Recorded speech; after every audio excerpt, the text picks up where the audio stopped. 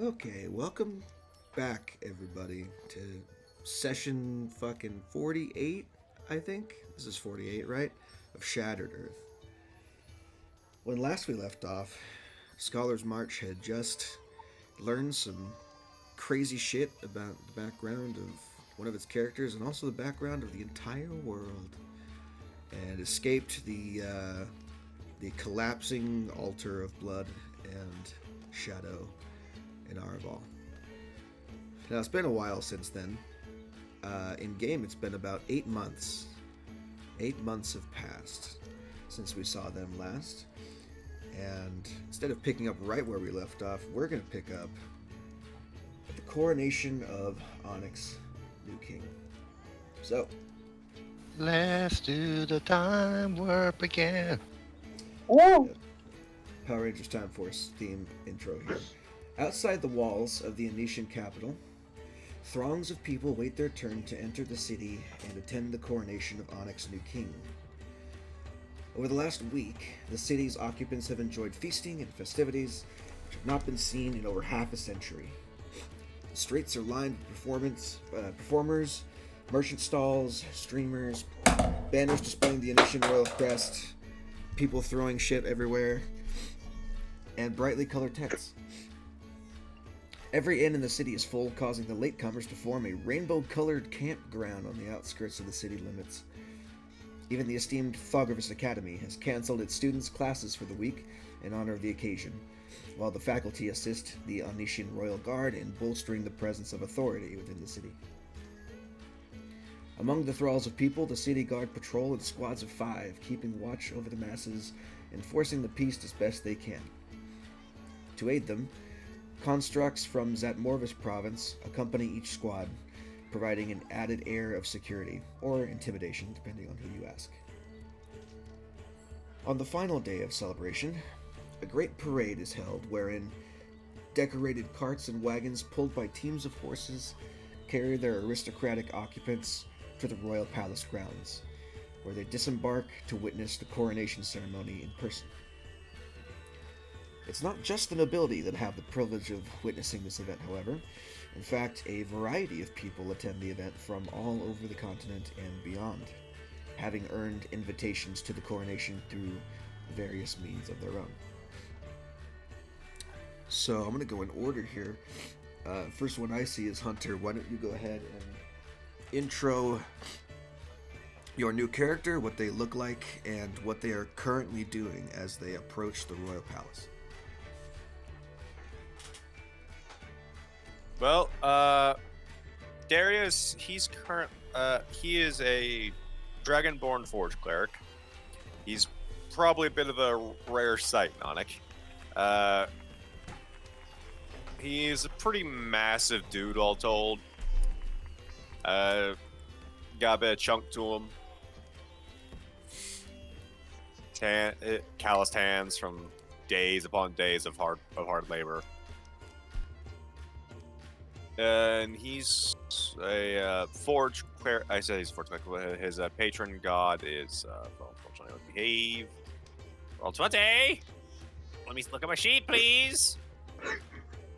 You cunt. Kavir, the I'm goddess sorry. of civilization, I'm pretty sure is what we decided on. Yeah, right? yeah, it was Kavir, but the name was escaping me. I'm sorry, Hunter, but I can't let you do that. Get the fuck out of here, Hal. Hell, I know. I am roll 20. I had to Oh, get a God. side job. Oh, God. Wow, that's rough. I guess that's how the economy Indeed. is.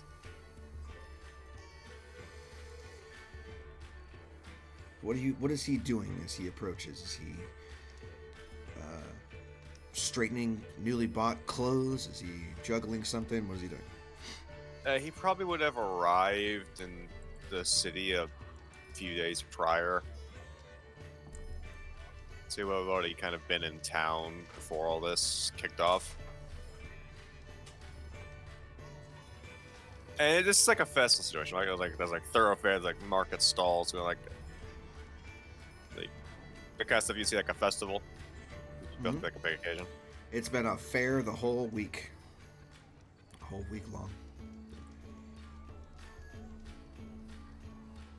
He's probably strolling through the thoroughfare, kind of idly munching on like a like a mutton or whatever he bought earlier. Sure. He's actually like, in order to keep from causing a mess, he's actually like holding his hand under his other hand. One hand's holding the leg, the other one's under it just to catch any drips. Doesn't make a mess. Fantastic. So as he finishes that up and tosses the errant bones aside, wiping the grease off on his whatever passes for fine clothes that he could purchase. We shift focus a few feet behind him as we see whoever Boom's new character is. I don't want to call you Femora, but that's your name in Discord still, so we need to change that at some point. After this, I will. You see a short, young drow, David, with a celestial looking thing behind him, just kind of like munching on like some chicken, just like me.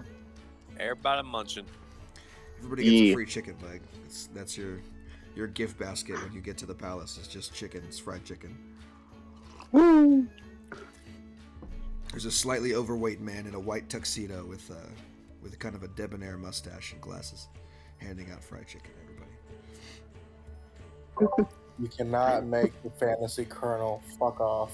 Do it. You know, it's an actual colonel. He was invited here because, you know, he's part of the whole military complex, so. Yes.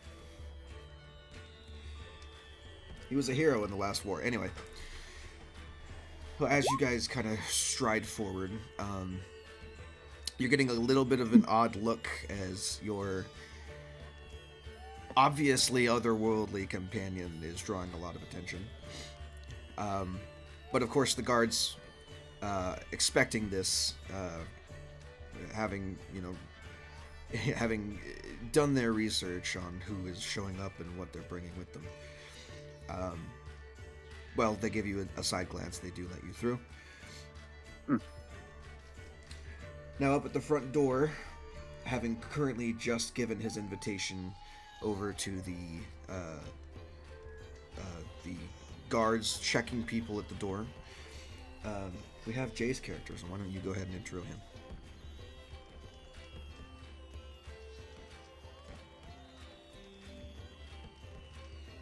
Or not. Or I could just move on. Is Jay there? Alright, what? Intro your character, my friend. Describe to us what you look like and what you're doing. So this is a half elf. You know, mostly the elves, they're dressed to the finery with the colorful, green, brown, nature and all that. Especially the nobles, and they try to show off their heritage. However, this elf is all dressed in black. Or dark, at least. And he's here, and he is looking, in a... what's the word am I looking for here? Well-dressed? Yes. Well-dressed for the occasion, but he seems out of place. And he keeps on pulling out the invitation and making sure that he still have it on him. And he's right now beside checking for the tickets. He just impassively just watching the crowd and try to keep his facial expression in check. Yep. Single ink spot in a sea of rainbow colors. As the nobles file in around you and you join them. Already inside, within the ever-crowded throne room at this point, we have yet another individual, our last intro for this section. Go ahead and tell us what your character looks like, Magic, and let us know what you are doing, meandering around the throne room, waiting for things to happen.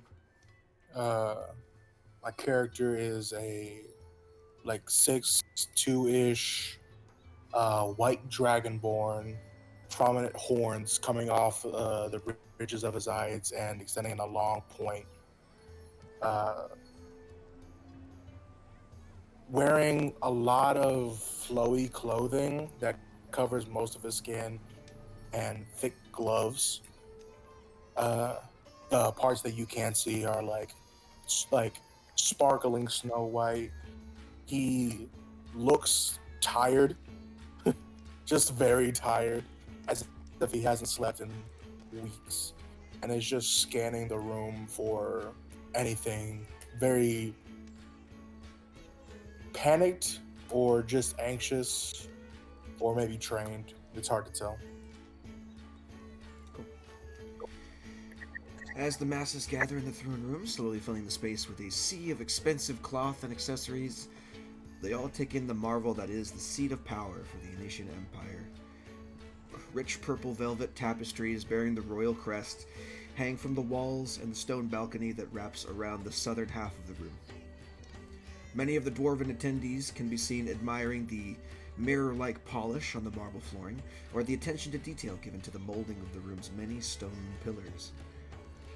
Further in, a half-dozen glass windows look out onto the Lebensnerv River as it flows southward towards the edge of the continental shard, illuminating the room in its entirety now that the heavy blackout drapery has been neatly pulled aside. At the center of the chamber, a marble throne sits resolute and empty, awaiting the crowning of its next occupant. Once everyone is gathered here in the room, meandering about and mingling with the crowd, it doesn't take long before a heavy oaken door opens on the west wall, and a portly half-drow in a purple velvet overcoat addresses the crowd, his voice hushing the cacophony of conversation as it reverberates throughout the chamber. All hail the crown princes of the mighty empire of Onick. Prince Brom Onick, Prince Ursula Onick, and Prince Redka Onick, followed by our honored High Council, Lady Jaina Demidere, Lady Vidam Luray, Lord Vincent Zorai, and Lord Ambassador Aret of House Teleps. As the proclamation ends, each of the individuals named enters the chamber, flanked by their royal guard, clad in gleaming plate mail, their helmets adorned with violet plumage, giving them the countenance of steel raptors as they move into position between their princes and the crowd. Prince Brom regards his gathering of subjects with a half-smile, while Ursula's piercing glare scans the room with poorly veiled disdain. Prince Redka waddles over to join his brothers, having been already in his cups, it seems, on the central platform in front of the throne. And the individual named as Lord Vincent Zorai, a middle-aged dwarf with a receding hairline and long, intricately braided, reddish-brown beard, moves to address the chamber. My lords and ladies, we are gathered here today to celebrate the crowning of this great empire's 7th king. With the tragic passing of His Grace, the late King Mestra Onick, we now look forward to the future, as the High Council has chosen an heir from among his 3 esteemed sons. As we traveled this past year, fulfilling our obligation to King Mestra's decree, this council has come to the conclusion that King Mestra's son, Prince Brom Onick, shall ascend the throne this day. All hail King Brom Onick, 7th King of the Onishan Empire. Long may he reign. A thunderous applause breaks out in the chamber as Prince Brom steps forward with a stoic, determined expression on his face and kneels before Lord Zorai. A servant approaches the central dais bearing a golden crown and passes it over to the Lord, who raises it above his head and begins to lower it upon the new king's brow. Suddenly, however, because of course it is, the ceremony is cut short by the sound of shattering glass, as a half-dozen men in red leather armor, wearing masks over their faces, swing into the throne room from the outside. Another 6 men, whom you'd assumed to be the nobles mingling in the crowd, remove their disguises and begin making their way toward the princes. Panic begins to set in as the remaining nobles flee and the royal guards take up defensive positions to protect their king. And I'm going to need everybody here to roll initiative as soon as I get the tracker up. There could be a map. Oh, yeah.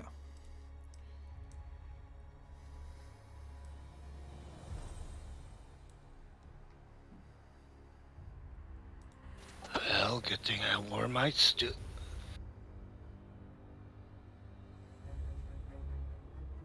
Where are we?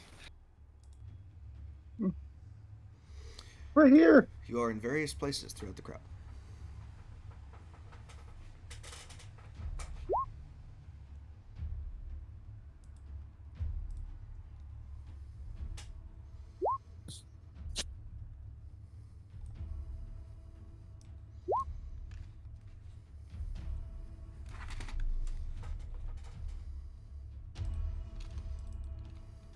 Playing a high dex character was supposed to get me further in the initiative, not.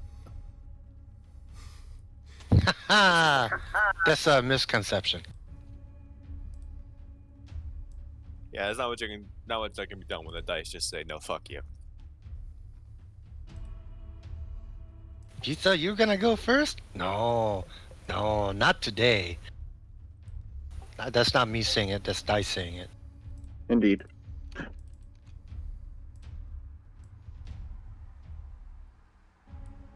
You know that commercial with Shadow of the Mordor? You know, not today, Jerry. Yeah, that thing.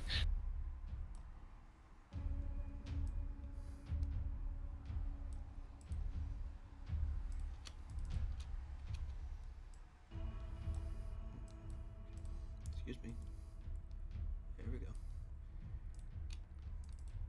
So many stat blocks I need to grab. There are a lot of people here.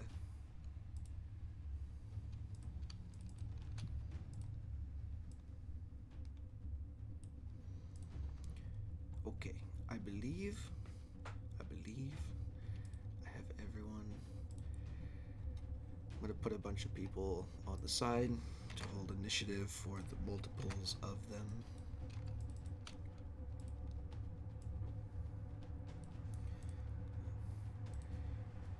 Every noble.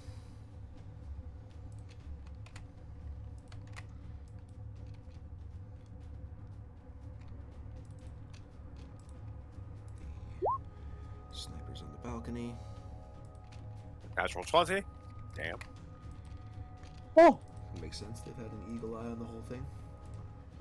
Got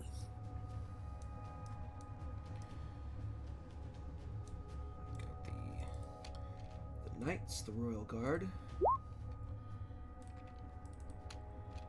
have Zorai.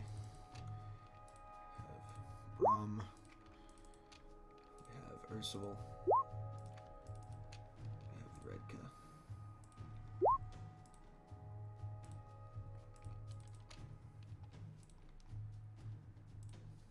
Okay, I don't believe I'm missing anyone else. I think that is everybody. Okay, so because even though you were players, no one else was expecting this to happen. Everyone in this room, aside from the assassins, is considered surprised. So we're going to go through a round here. They're going to do their shit, and then we'll start at the beginning once they've gone through their shit. So, Rifleman, surprised.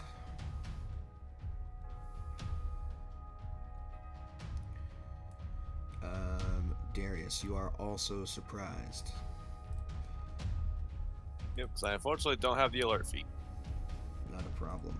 Ursula, surprised. Brom, surprised. Glacier, fucking surprised. David, surprised. Valerian, surprised. Priest guy, it's Lord Zorai, quote unquote, so he's surprised.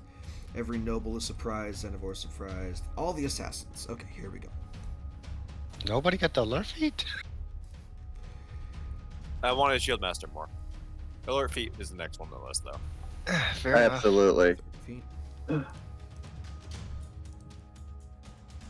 feet. 20 feet. Like I have a 10 in Dex. I needed Shield Master to be able to possibly make a Dex save.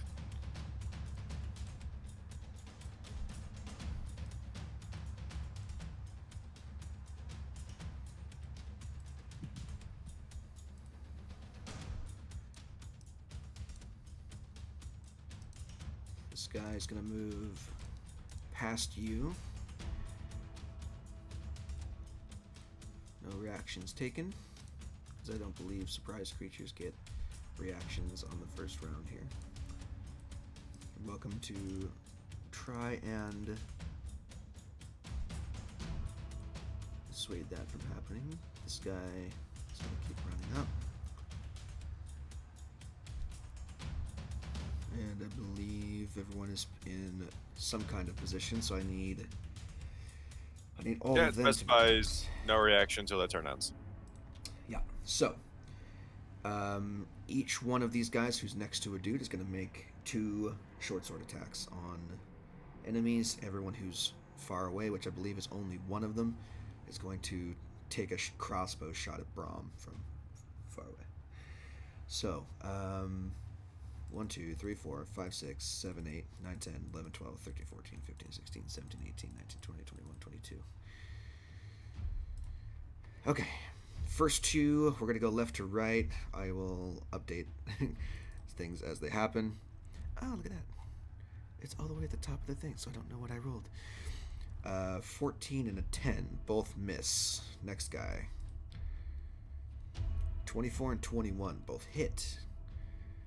I need this guy here to make Constitution saving throws, right? Yes, DC 15.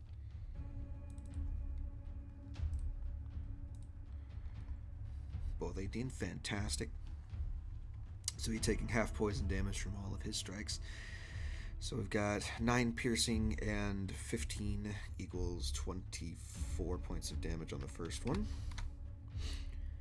Second one, 9 points of piercing and 10 poison damage equals 19 points of damage on the second one.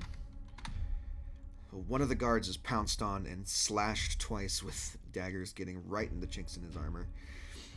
Still up and still raring to go, but he is not looking good. Which Next one of those? guy. Can you mark him out, please? This guy. Okay. I'm going left to right from this guy downward, just as we go. Next guy, the 18 hits for. Let's find out. Natural 20 con save, fantastic. So 6 and 9 is 15 points. Nice. It's 15 points of damage to that guy. Next 2 are also on him because one of the other assassins did manage to get up in range. Natural 20 and 17. So the 17 misses. Oh no, that's for the con save. So neither of those hit. 12 and 17 miss. Next guy over is taking 2. The 24 hits. Con save 19. So he manages to succeed. Half of 28 is 14, and 5 is 20. 19. 19 points of damage to this guy. I still have so many boxes I need to check here. Damn. Need to move all these boxes out the way. This whole screen is covered in input value. Alright, 19 points of damage to that guy from that. And he's going to take another 2 strikes. 21 and 20 both hit. Both fail on that one. He's gonna die. He just dies straight up. He can't survive more than 40 points of damage on that. So this guy right here is mobbed by 2 assassins and stabbed 4 different ways, and he just collapses and dies. Yeah, so I assume this is a matter of like just straight murder. You're not gonna let them go unconscious to maybe heal them. No, they're poisoned, and they're also NPCs. I'm not gonna worry about it. They are straight up dead, 100%. 25 and 22 does hit the next guy, so con save twice. Fail on both. He's also gonna die. Yeah, he can't. He's got like 54 from the poison alone is enough to kill him. Nevertheless, the piercing, so he dies over here. And we've got. Can I assume the more significant NPCs would go unconscious instead? Yeah, if they were important enough, they would go unconscious. 23 to hit or to con save for that one. That 20 halves it to 12 plus 5 is 17. 17 points of damage to that guy. Okay, on Redka.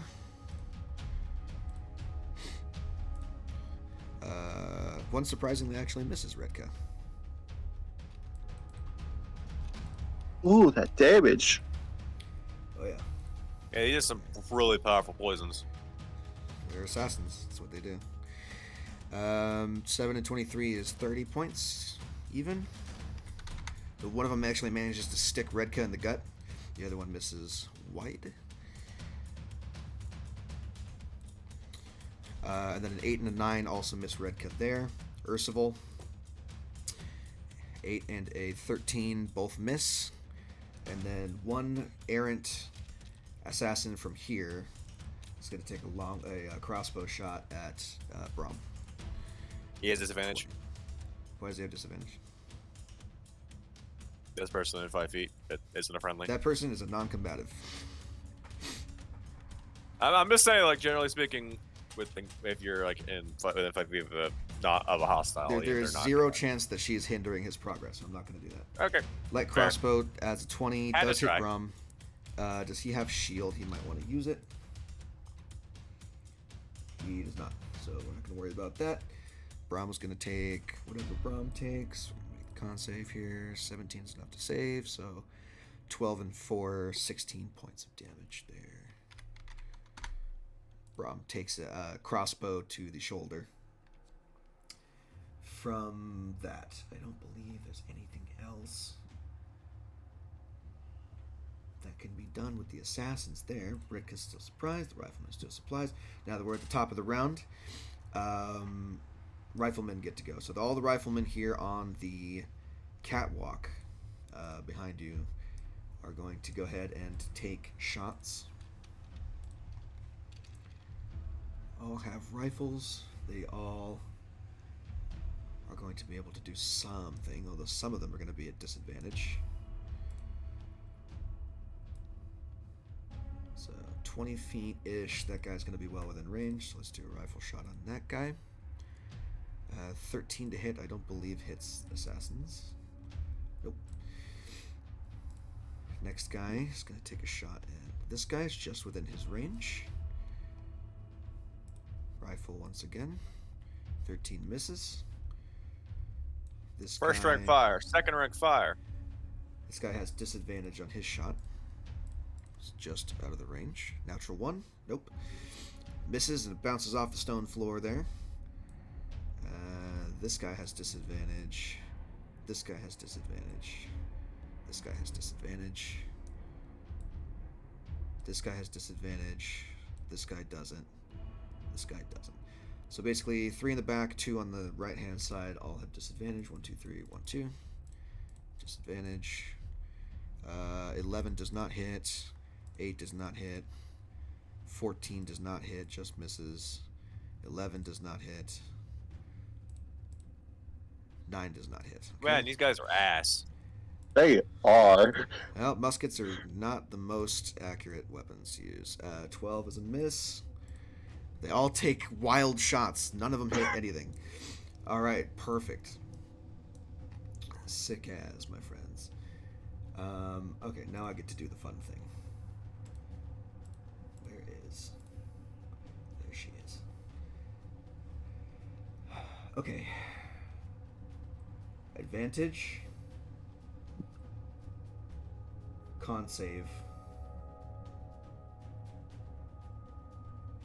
Yeah. Okay.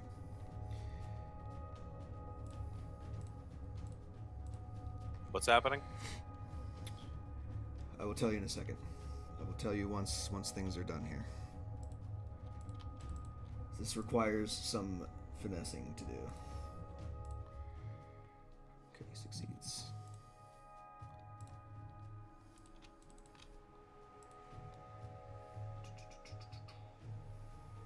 Okay. So that, and then that's already applied.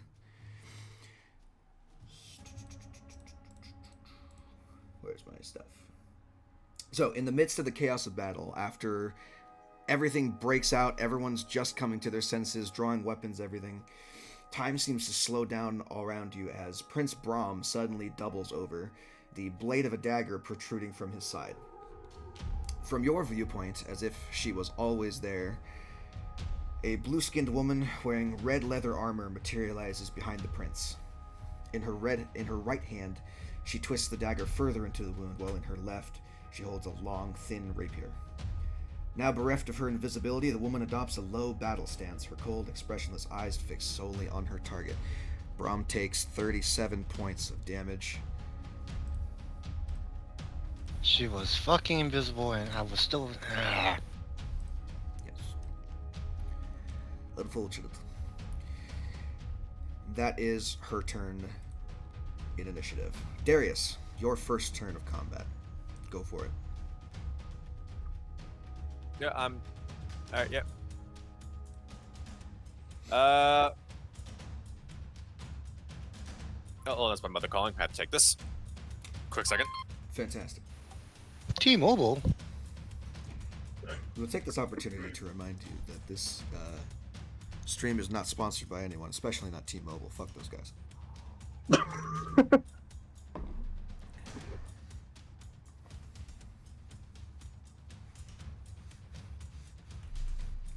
I take solace in the fact in knowing that if I did anything when I worked for AT&T, I did move people away from T-Mobile.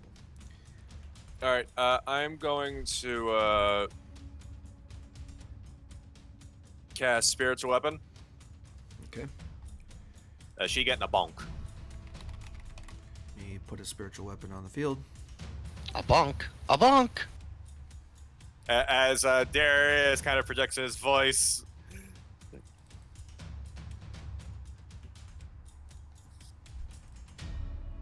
How do I want to say this? Okay. Get away from His Majesty. All right. There's your weapon. Put it where you want it.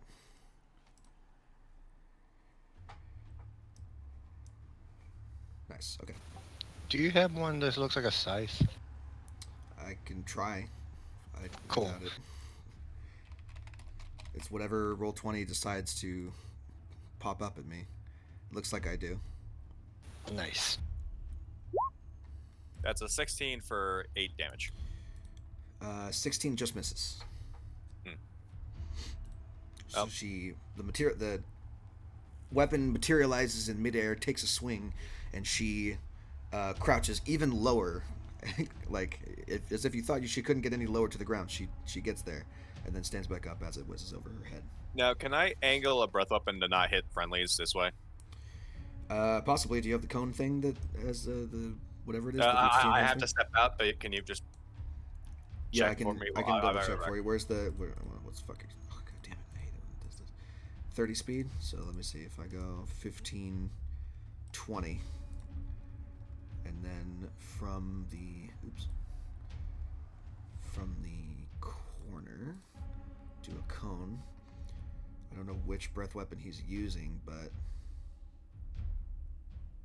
if we're talking probably 30 feet. He's gonna catch at least one of the guards, but he can get 4 of them.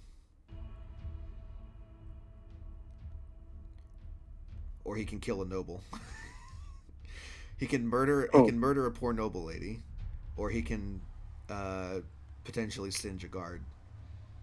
Those are the only 2 options.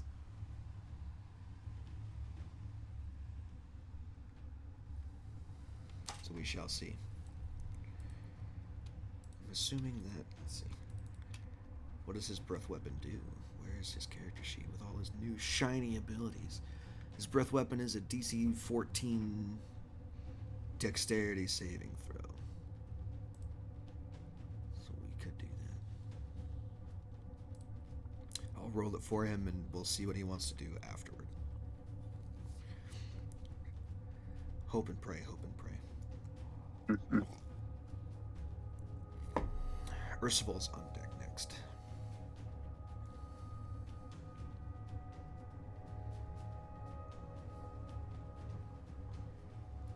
So how's everyone's day going? Good, good. Riveting conversation. I'm just gonna pause recording real quick. Okay, so these guys, dexterity saving throws. 1, 2, 3. One save, 2 save, 1 fail. Why is it 15? It's 15. It shouldn't be 15. His DC is marked as 14 on here. Right? Yes. Dex save versus not his spell DC. It's a different DC. It's con. Should be that. Saving throw DC versus con.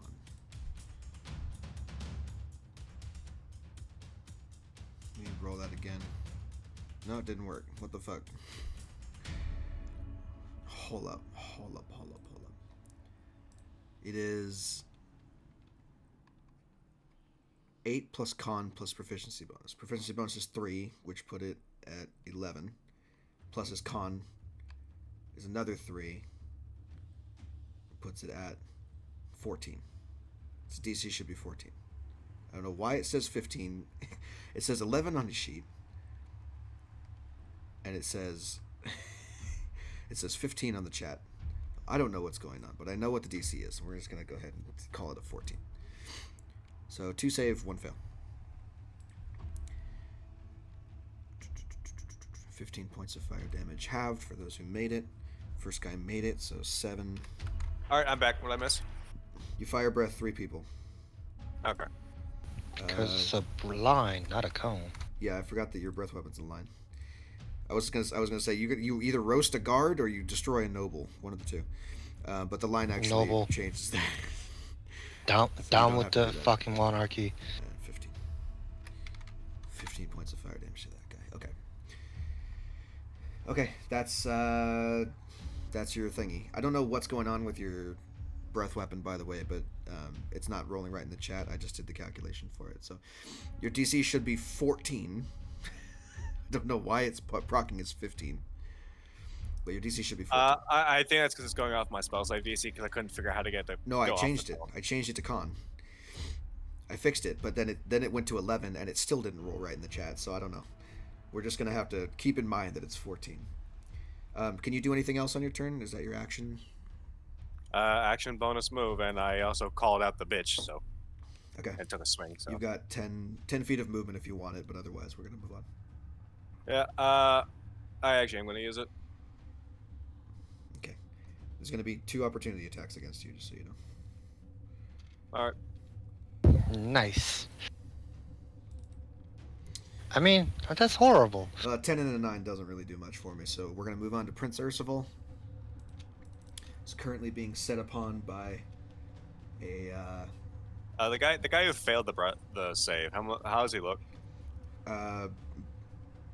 fairly scorched. He took a decent chunk of damage, but he's not anywhere near done. Ursival.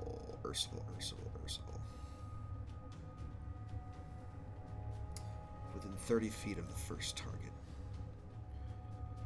Well, he gets 3. So we're going to do that. Ursival's going to cast Chain Lightning at 6th level.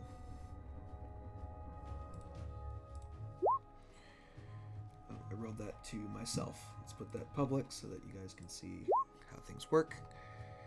Oh, this motherfucker is casting chain lightning? Yes, he is. So that is dexterity saving throws for 1, 2, all 4 people on the platform. So, dex save. Oh, you know what?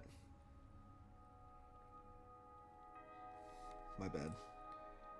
I just realized that these guys have evasion, so...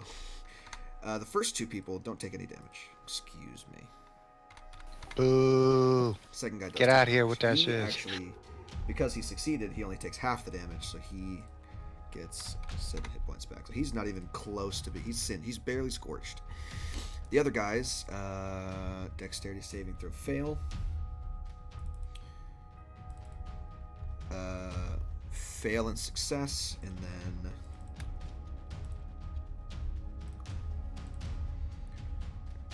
that's a success on her.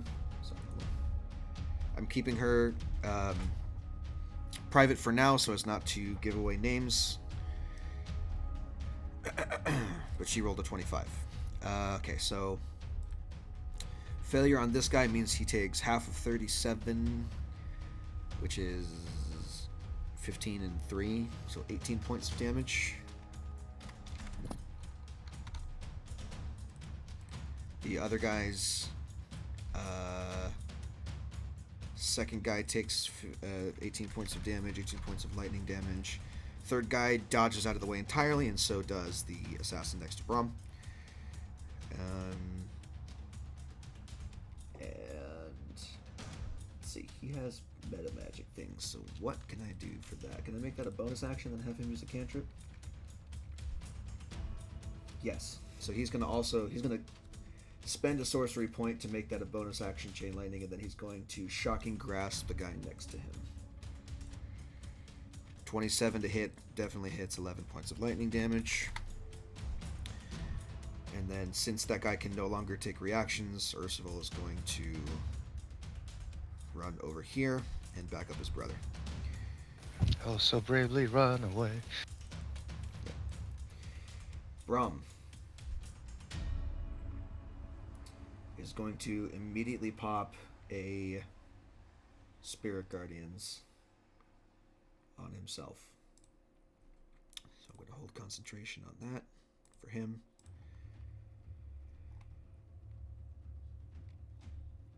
And then do anything else? Let's see. So when Brom casts his Spirit Guardians around himself, you see like this like golden light flash, and then all of a sudden the area is filled with like little golden canaries that like are flying around in a certain radius. It is a 15-foot radius centered on self, so let me put that in here for myself. Save settings. And then you guys can't see that, right?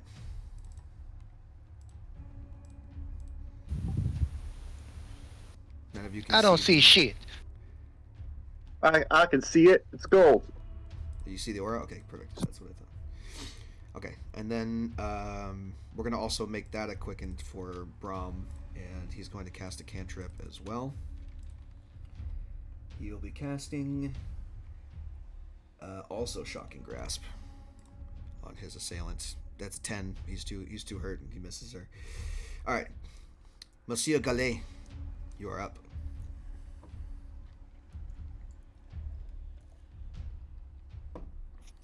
First, I gotta ask you a question about this poor noble in front of me. The what? This person right here. Yes. How easy it is to toss them like a space behind where they are. You can replace an action with a grapple. If you take the attack action on your turn, you can replace one of your attacks with a grapple, in which case you can attempt to grapple them and then move them.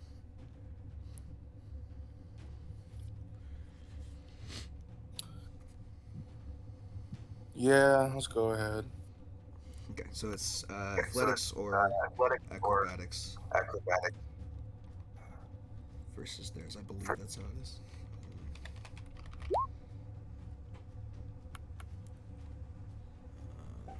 Combat grappling. Yeah, you can use the attack action to make a special melee attack. You're able to make multiple attacks. At the attack action, the attack replaces one of them. Blah, blah, blah, blah. Using at least one free hand, you must seize the target, make a grapple check instead of attack roll. A strength athletic check contested by the target's strength, athletics, or dexterity. So you have to make an athletics check. You can't make an acrobatics. Oh, darn. They have to make a strength, athletics, or dexterity acrobatics check. Well, Hold on. Let's see what they roll, because they're a noble. it's not gonna. No, it's a 3. Well, fuck so it. you're fine. You're I just fine. want to move them a space back so I don't fucking kill them. Yeah, so you now have them grappled. And you can, when you move, you can drag or carry the grappled creature with you, but your speed is halved unless the creature is 2 or more sizes smaller than you. So I just want to move him back one space. if you move him back 1 space, that's 10 feet of your movement, is what I'm going to say. Ridiculous, but sure. There you go. 10 feet of movement to move them there. Now you can do whatever you want to with the rest of your turn. 15, and then I will also do breath attack Okay. on that line right there. Your Dragonborn breath weapon, I'm assuming? Yes, Dragonborn. That Excuse me. that's a line. I can't fucking. Please, fingers. 30 feet? Would that get that one at the end? Yeah. Okay. Racial breath weapon. Ha. Yours is correct, right? Yeah, mine is correct. 8 plus. I'm the pro. So 11 plus your con. What's your con? 3? Con is 3. Okay, then that is correct. Fantastic. Dexterity saving throws on all 4 of them. Just a massive beam of ice. Fail, and all the rest succeed. So the first guy fails and takes half damage, so he's going to take 6 points of cold. The rest of them take no damage at all from evasion. Okay. And then with the rest of my movement, which I used 15, right? So far, you've 55? used 15. Okay. So I have 40 left? 40 feet of movement left, yes. Okay. I'm gonna just nip to right here.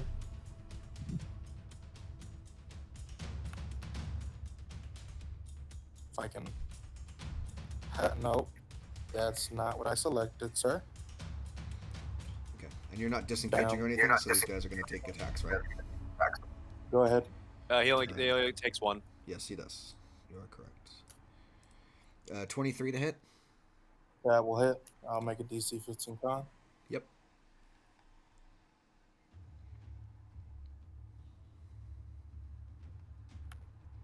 Nice. Yeah, Only that's- half damage on the poison, so 12 and 6 is 18 points total. Okay. And then on my bonus action, I'm gonna burn a key point for blows. Okay. Go for it. Extra 2 attacks. And wait, you said mine was 18 damage I just took? Yes, 18 points of damage. Okay. And then 2 unarmed strikes.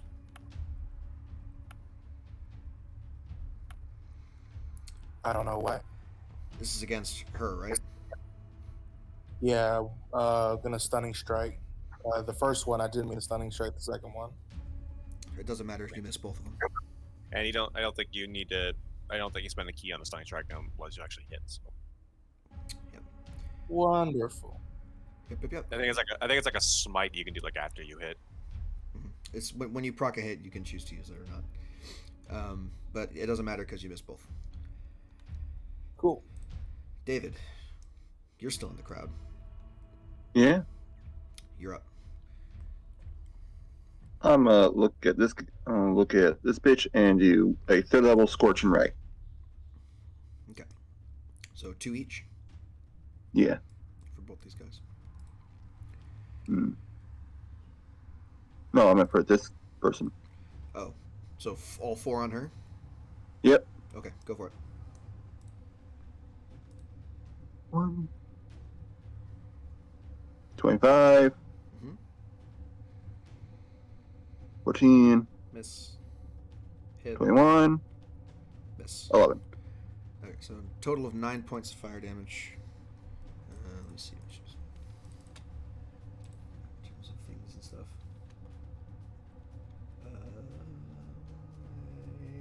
Yep. Okay. So 9 points of fire damage to her. Fantastic. Anything else you can do on your turn? I'm gonna move back here so I don't get shanked. Okay. Fantastic. Valerian, you're up next.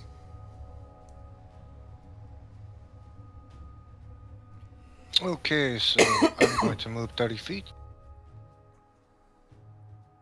It is my turn, yes? Yes, it is your turn.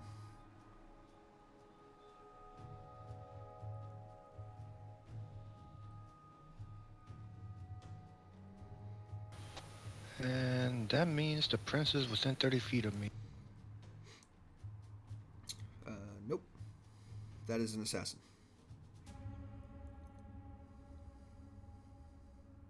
Prince is up here. All the enemies are marked with red dots, and the allies are marked with blue dots. Got it.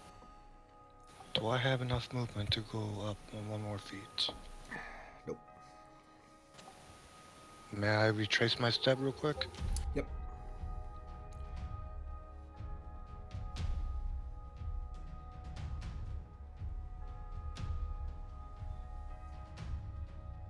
Real quick, are the assassin's blades magical? You don't know.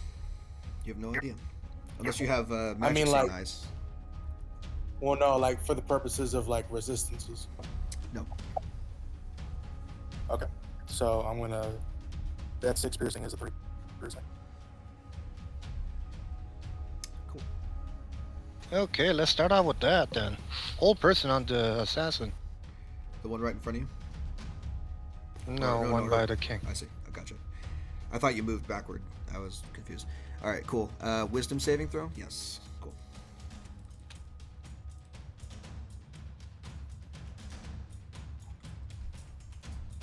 Shit. Here she is. 19.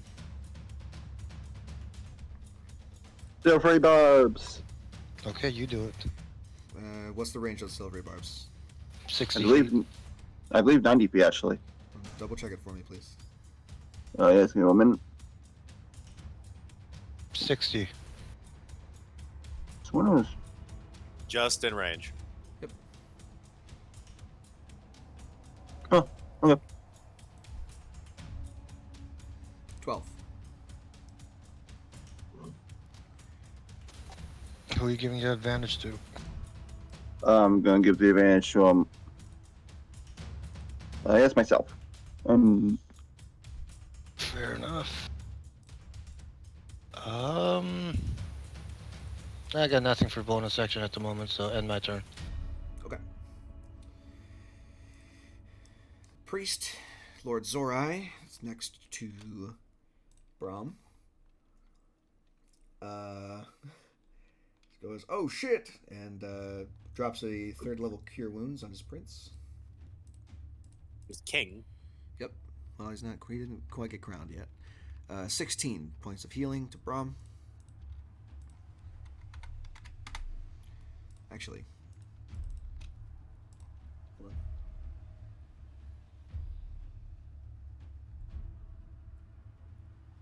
on. Brahm's going to spend another sorcery point to max that because he can.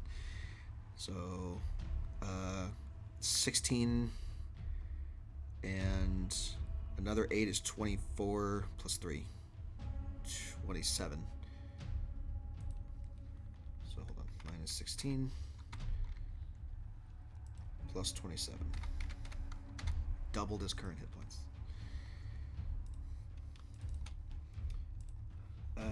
That is Lord Zorai's action. He does not have anything else he can do.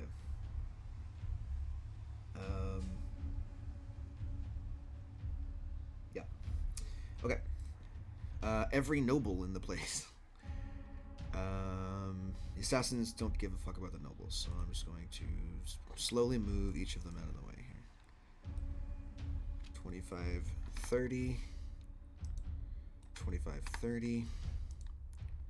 25, 30. 30 and dash. 30 and dash. 30 and dash. 30 and dash. 30 and dash. 40 and dash. 40 and dash. 45 and dash. 50 to dash. 60 will get her out of here. This guy, 60 feet gets him there. 60 feet gets him there. 60 feet gets her out of here. 60 feet gets her there. 60 feet gets her there. Jesus. Sure, 60 feet gets him there. Any other random nobles hanging around? Nope. Okay, everyone else is clamoring toward the back of the room. Zinivor, the Eidolon. Then we're just gonna go fly over here and do 3 slashes on that guy's face. Okay. Swing, swing, swing. Swing, swing, swing. Swing. By doing that. Hits. Or 4 slashing and swing, Yep. Third one. swing. Okay, all hit. 14 points of damage total. End turn. Fantastic. Okay, every assassin. Well, Here we go again. yeah, I'm gonna break your concentration if it fucking kills me.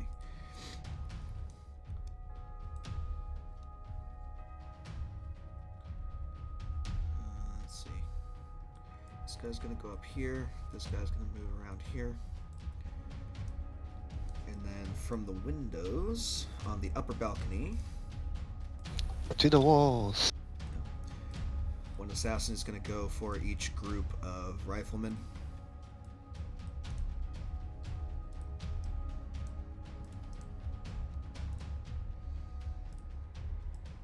So move them into position there. Let's do the riflemen on the balcony first, so that we have that done. 2 short swords. 14 to hit, does hit. Rifleman con save. 13 fails. He only has 26 hit points, so this rifleman dies. His second attack will be against this guy. That's the 20 con save from that guy. 6 is a fail, and he also dies because that's above his hit point cap. That's all the assassin can move for that turn. We have... I'm just going to make at least 1 con save for this other guy on the bottom before I do the short swords, because I feel like one's going to hit. Yep. The first one, 14 to hit. What's his con save? 14. No, he fails it, and he takes a lot. He's just dead. There's no worry about it. He doesn't die from the first hit, though, so that's fine. Then he'll move over to the next guy. Third assassin on the balcony. 2 short swords. Natural 1, proccing a bayonet from the rifleman. Come on. 17 to hit for 6. And the 11 misses entirely, so we don't need to worry about that. Mr. Grave Cleric, you're getting 2 dudes on you. Maybe, possibly. We'll see. But why? Depends on if I break your concentration. We're going to do 1 first. 17 to 19 to hit you. Safe. They. Yeah, they both hit. Okay. Make me 2 con saves.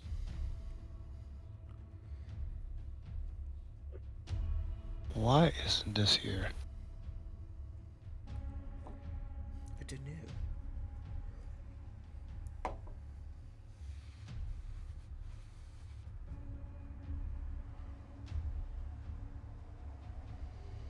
Nice. Nice. Oh. 3 natural 20s in a row, I'll take it. So 12 and 7 is 19 points for the first one.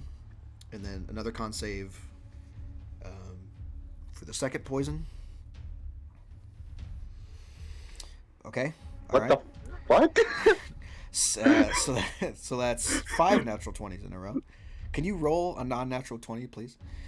I'm trying. So that is so do 19 points of damage for the first one. You hold You concentration. save that shit for the rest of us, motherfucker? I am sharing this around right now because That's ridiculous. fuckery. What the fuck? It's a black The magic potion. chances, Jesus. The other one was the 19. So that's that one. The 19 that hits is with the con save is half. 16 is 8 and 4 is 12. So 12 points of damage from that one, and then another con save for concentration on your spell for that one.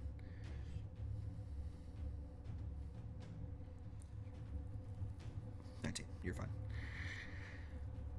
Wait, that should be done with whatever.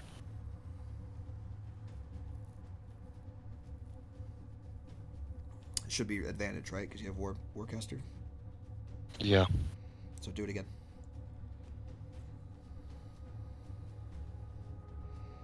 Ah, there we go. So now your concentration is broken. I feel like that's good. Sobri Take the bar. first correct roll.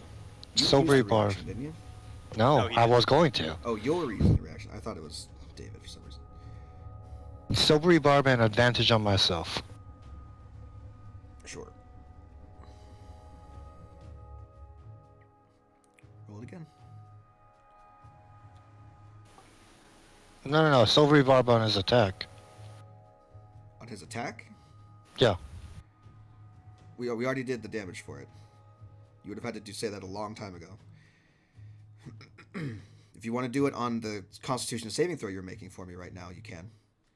I can't do that because I've... Wait, hold up. You said both of them hit. We've already done damage. Yeah. He's looking at something. Give him a second, VG.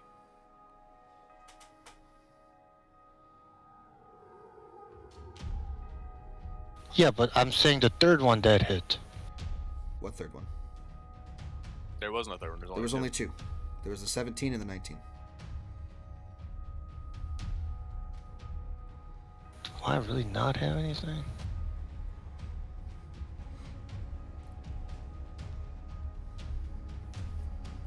The other one above that in chat is the bayonet attack from the rifleman who took a reaction against the assassins going against him.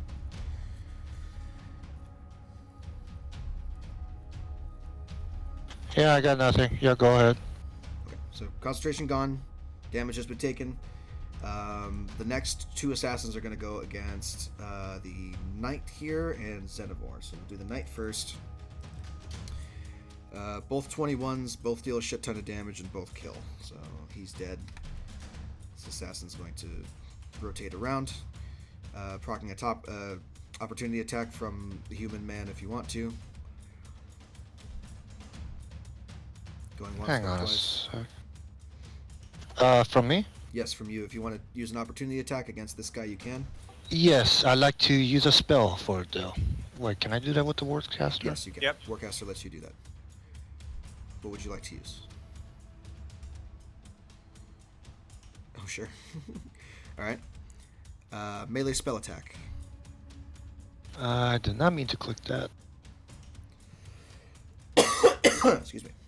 And I have flanking currently, do I not? We We're not don't doing do flanking. Right. Nice. I don't know. So I'll heal for 20. Why do you have advantage? Oh, no I don't. So it's just... Roll again. We take the first correct roll here. That's what we've been doing. There we go. 20. 24 still hits. Fantastic. 24 still hits for 16. Yep, I heal for 16. Fantastic. Okay, so he's going to take a decent chunk of damage there. Kills a knight, and then next guy on Xenovor to natural 20 and a 19. Oh. How much damage is that first one? Oh my god. A lot. You need to make a con save, though, because it could be halved. True. I'll give you a minute. It might matter.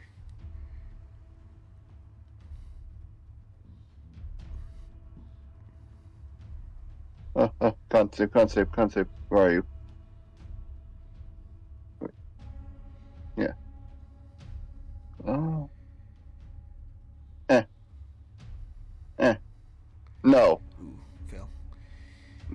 Okay, so, well, he's dead on the first strike. So we'll just call it that. Xenovor is no more as of right now. And we'll call the 19 against Darius here because you're the next target in the way. Oh, then that's a miss. Okay. And then you're also going to take 2 from the guy next to you. This guy here, Monsieur Delrius. Another natural 20. Cannot make this up. Why are we so natural 20 heavy? 21. Why? I'm assuming 21 doesn't hit, right? No, Mr. AC 21 does it. Oh, it does. Okay. So con saves from that. Yep. First one. That succeeds. Second one. That also succeeds. So half of 22 is 11, plus 8 is 19 from the first one. And then... Jesus Christ. Okay. What's the total for that? It's 49. So 48 halved is 24. 24 and 6 is 30. So 30 points of damage from the second one. And 19 from the first one you said? Yes. Oh. 49 points of damage. What poison? I'm sorry. It was what was the total? 49. Ah. Yeah. Okay. You wanna guess my HP? I don't have to. I can see it. No. For those who can't see it. 3. Any Tree other guesses? fitty. Tree fitty. What about you, Devin? You got any guesses what my HP is? 2. He's gonna die regardless. This guy's gonna start running up. Here, 'Cause, second one. The answer is I have 2. 3. Aha. This guy's gonna fucking die. Let's see if it even matters that I need to make saves. It might. We'll see. Oops.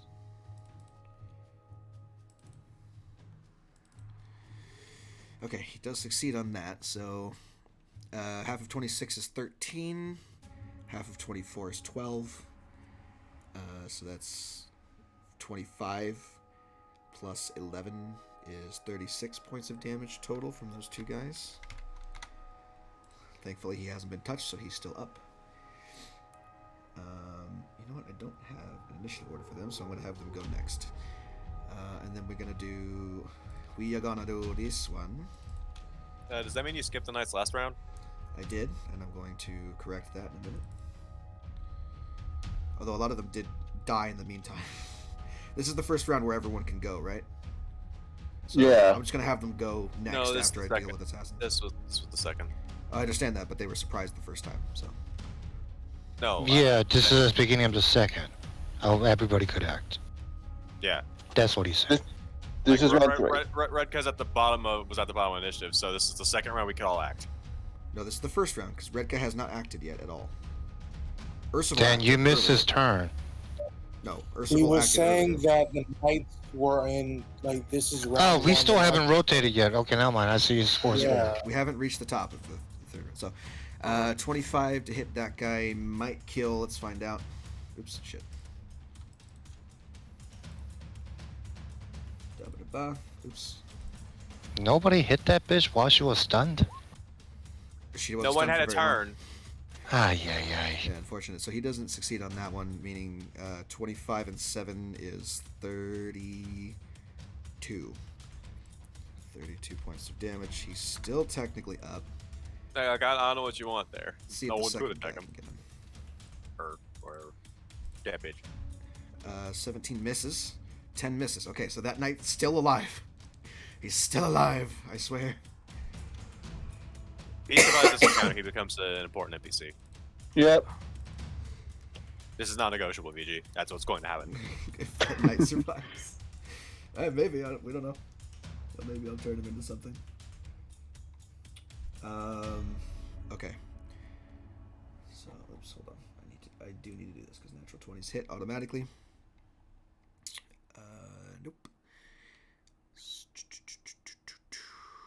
26, 23, 49 plus stuff is more than 50. So, Redka goes down. That reminds me. Did any of them take damage from Spirit Guardians? It has. These guys have not yet. They need to make wisdom saving throws. Yeah, they take that damage on the start of their turn. Yes. I'll get there. Give me a second. 3 of them. Versus Brahm's DC of whatever his DC is. Spirit Guardians. weapons cast at 3rd level. 15. So 6 and 13 fail, 19 succeeds. 19 points of radiant damage to this guy. And this guy. And the other guy succeeds, so he takes half, yes. Creature takes 3 damage, half as much damage. So he takes 9 points. Radiant damage. Okay.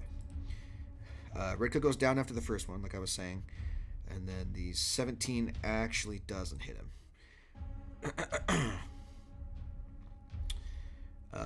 Cool. Next guy's gonna run up to Zenivor, or not Zenivor, to Lord Zorai. Do his attacks against him. He has to use a lot of movement to get there, but that's fine. 16, 17, both hit. Zorai's con's probably not that great. 15. Oh, they both succeed. Fantastic. So 11 and 5 is 16 points initially. And 17 to hit for 13 and 4. 17 points of damage brings him down to 0. So let me mark these guys as they are unconscious now. Okay, and then this guy's going to go up to Ursival. He's going to slap the shit out of Ursival twice, hopefully doing something. Nope, natural 1 procs a reaction from Ursival, who will take it. And the 16 misses, 29 to hit for 9 piercing. And he has not used an action to do the second part of that, so we're not going to worry about that yet at all.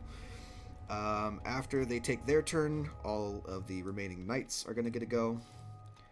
I'm just going to add a blanket. What the fuck? Excuse me. Control-C, Control-V, work, please. Just going to add a blanket initiative order for them of 7, which is exactly wrong. I'm going to make it a 5. So that they are in the correct initiative order. We're going to have them go on their turn. They get to do 2 melee attacks. Yeah. So this guy's going to do 1 against each person next to him. 20 natural 1. The 20 is going to hit for 14 points of damage on the injured one. The other 2 guys are going to make short sword attacks against him, probably killing him. We shall see. The 18 hits, 11 misses. He gets a con save. So much stuff going on. 21 succeeds, so 26 halved is 13 plus 5 is 18 points of damage. This guy dies. Second knight, 2 great swords. Same thing, fantastic. 12 points of slashing on the first one. Natural 20 to hit means 15 points of slashing on the second. And that's every surviving knight at the moment. I'm going to move this guy down to join the other initiative holders at the bottom of the screen. And now it's Redka's turn. Redka needs to make a death saving throw. Just a straight up d20. I will roll that private. Get my dice out.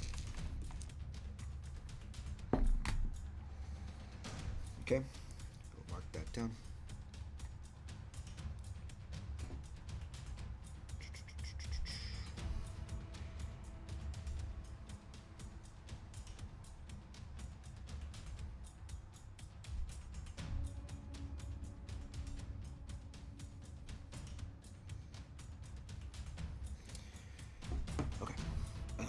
That's Redka's turn. All the riflemen, every single rifleman that is currently remaining. I'm going to take shots. 16 to hit does hit for 5 points of piercing. One guy. I'm going to have a bayonet and a rifle on the second guy. Both miss. You're gonna have a bayonet, 2 rifles on the third guy. 15 to hit, 11 points of piercing. 6 and 10 both miss. And that's it for the rifleman. The These guys are trash. they're not the best at doing anything really. The assassin lady is going to do her thing. Piercing damage, rapier, normal. Normal. She make does a not have wisdom save. advantage. You are correct. Where's her wisdom? 22 succeeds. Brum, Spirit Guardians submit. 13 points. Halved is 6 points of radiant. She's gonna make a rapier attack on Brom. 26 to hit. Ignore the sneak attack. She doesn't get it this round. So 6 points of piercing damage. Brom needs to make a con save. He succeeds, so he does not drop concentration on Spirit Guardians. And that's her turn. Darius. Excuse me. Alright, before I do anything else, bonus action, I'm going to swing with a spiritual weapon. Okay. Miss. Unsurprising. As my action, I am going to cast a spell. I am going to cast, Fuck.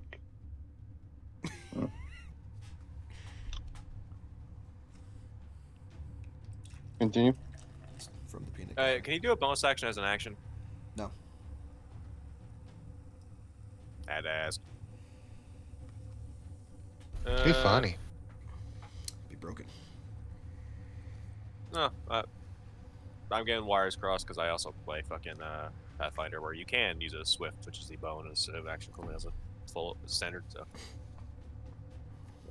I will cure wounds myself at 2nd level.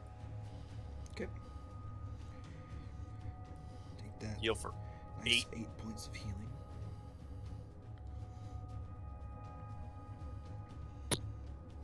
Yeah, that's my turn. Okay.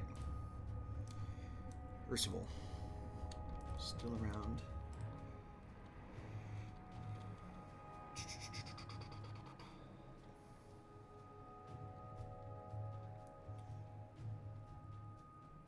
He is going to,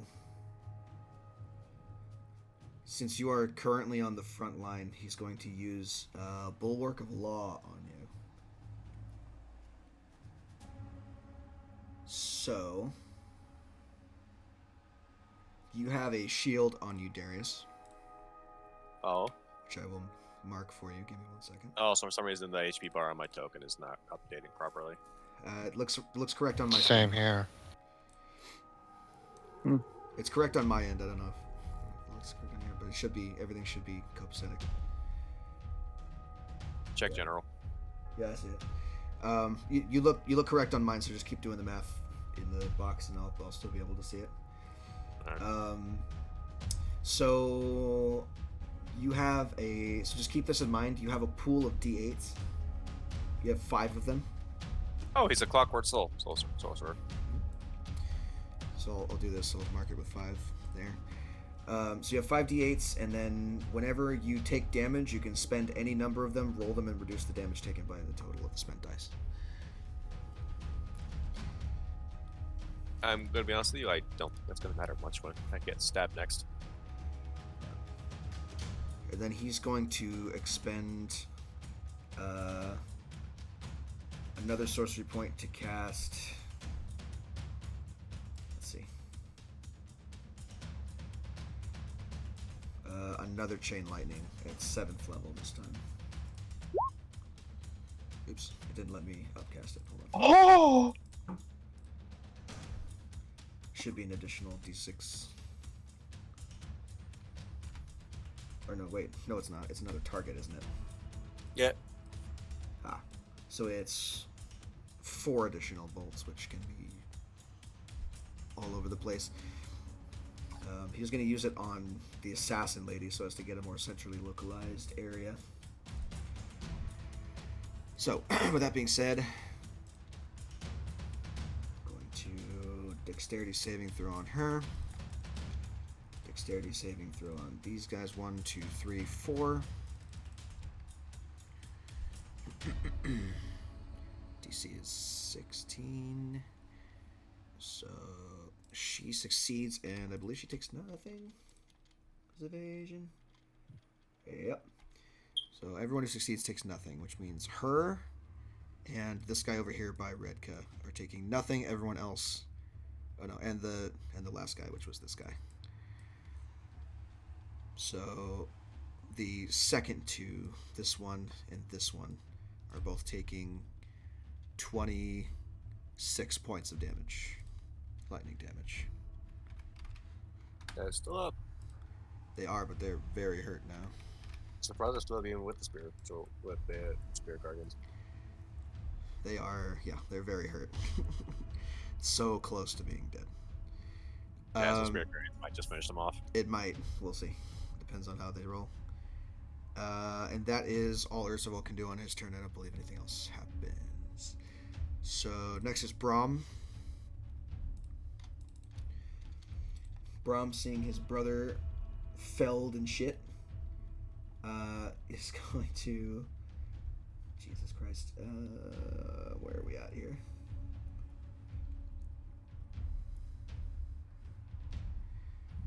He's going to disengage and run over here. And then he's going to bonus action spiritual weapon of his own. So if we get a sword, because why not?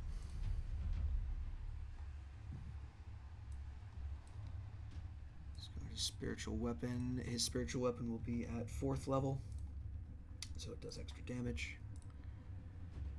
Fancy. Normal roll. 4th.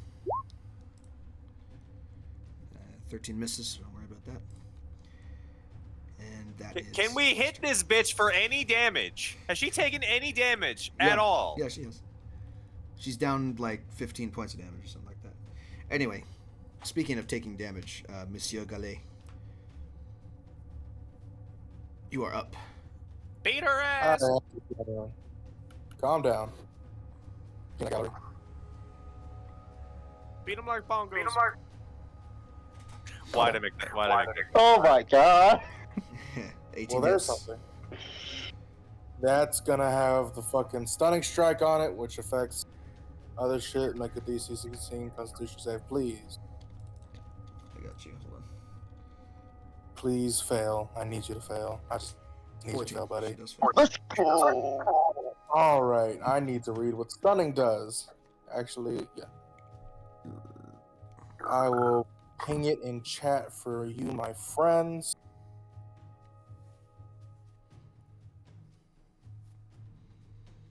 So what does stunned do? Does that mean I have advantage to hit the shit out of her? I don't know. Hold on. I don't. Condition stunned. They are incapacitated, cannot move, can speak only falteringly, automatically fails strength and dex saving throws, attack rolls against the creature have advantage. Incapacitated means they cannot take actions or reactions. And any attack that hits is a crit. I don't know about that. That's what it says in stunned. Like, it's in the condition stunned. There. If you pull it on the compendium, you'll condition stunned right under attack roll. Oh no, never mind. That's in fucking unconscious. Well, I don't know why they have it. Yeah. But you have Paralyzed. Yeah. I think paralyzed is something. I was looking at unconscious because like when it pulls up, it has stun at the top, but unconscious like in the center of the tab. So it's, Yeah, that's weird. 16 misses. 24 hits, 8 points of bludgeoning. That's a lot of what I can do, unfortunately. So that's... I don't want to do various breath weapons.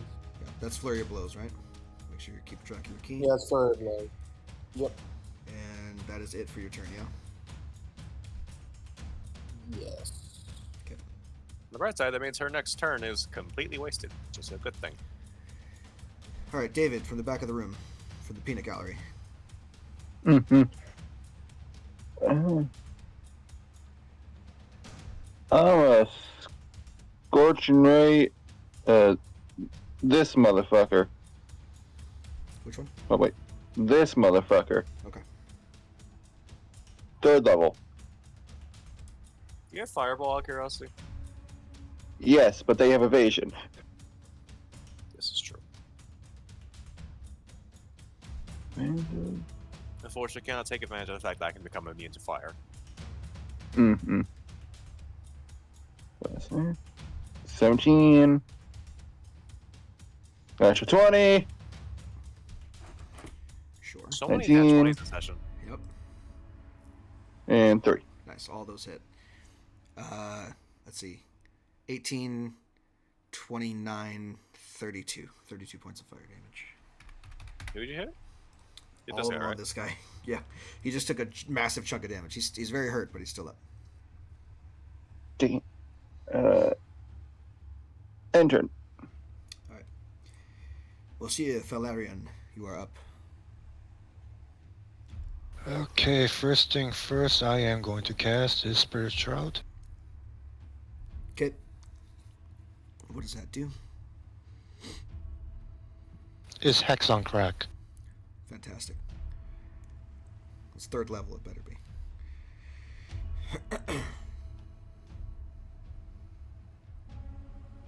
Then, is it 10 feet of me? Yeah, you have a 10-foot radius of slow, and then anything that hits you within 10 feet of you is going to take damage. Or any attack you make deals an extra thing when you hit within 10 feet of you. Rather. Okay, in that case, I'm going to eat an attack of opportunity. Okay. Where are you going? I am going right here. So that extra damage only applies when you hit them, not when they hit you, just by the way. I know. Short sword attack. Actually, no. No, I don't have to. I just go up. Okay. You okay, Jay? You sound kind of sick. No, just thinking out loud.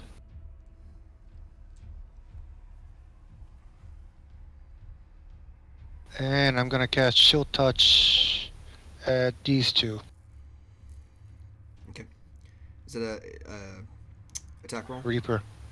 Yep. Okay, so it's disadvantage on the first one. I'm aware. 10 misses.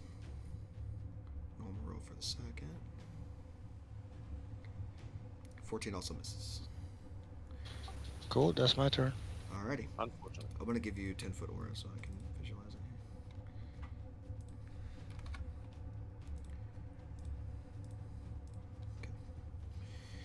here. Okay.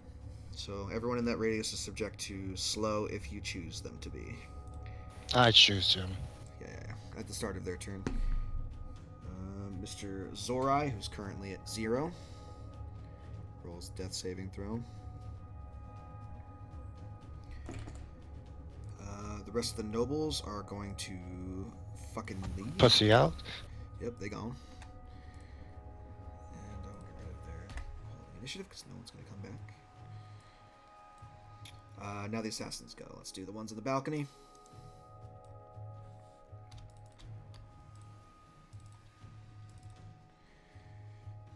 $19-15, both hit. I don't know if saving will do anything, but we're going to do it anyway.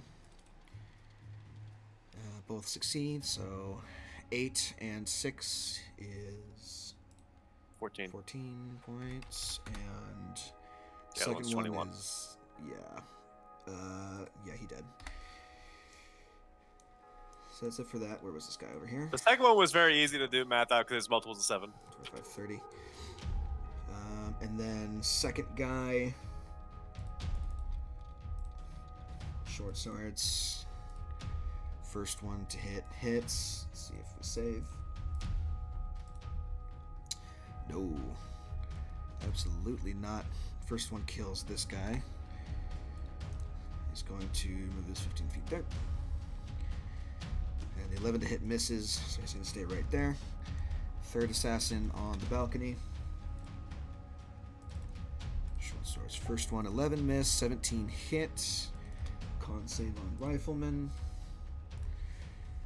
17 success. That means 12 and 5 is 17 points of damage. Fantastic. The assassin directly to Darius's left is going to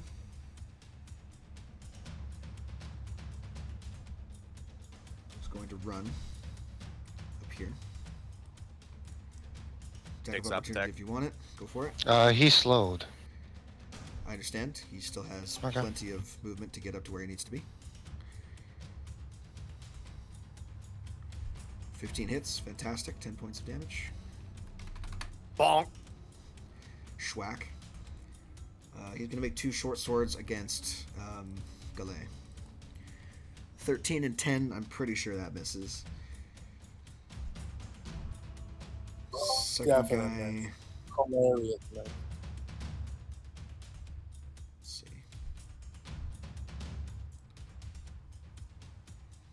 Second guy's also going to run, so that's 10.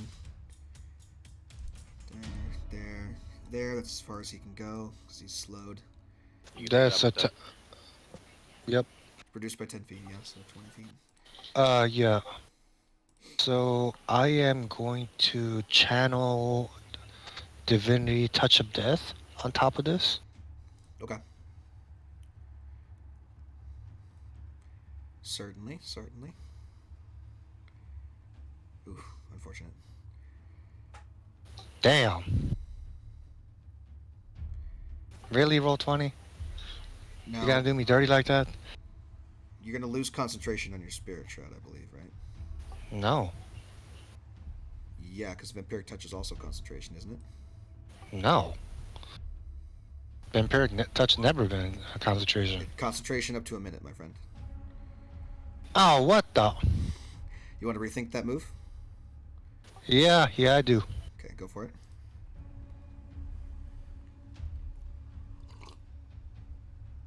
I don't. Just stab him. I'll do that instead. Okay, roll it again.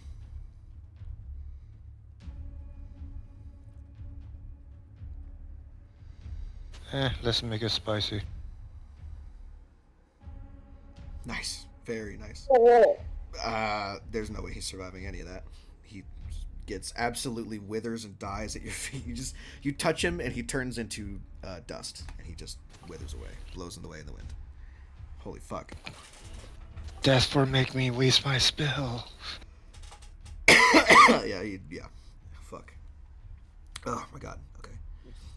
If these weren't probably trained assassins, I would imagine he'd probably make an intimidation check there. Gallet saying that dude was heading for me, but then just withered away. Just nods. All I did was just poke him on the shoulder. That was it.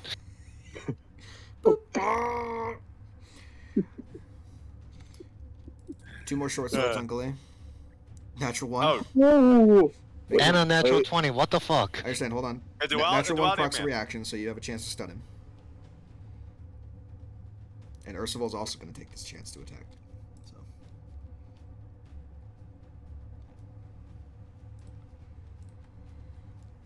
Yeah, 11 points of piercing. Huh, I didn't know vampiric. I 13 thought misses. vampiric touch. I'm thinking 3.5. Yeah, when you cast it, it's concentration, so you can use it over and over and over again. But yeah, it's not a one-time thing. I did So this misses. wrong.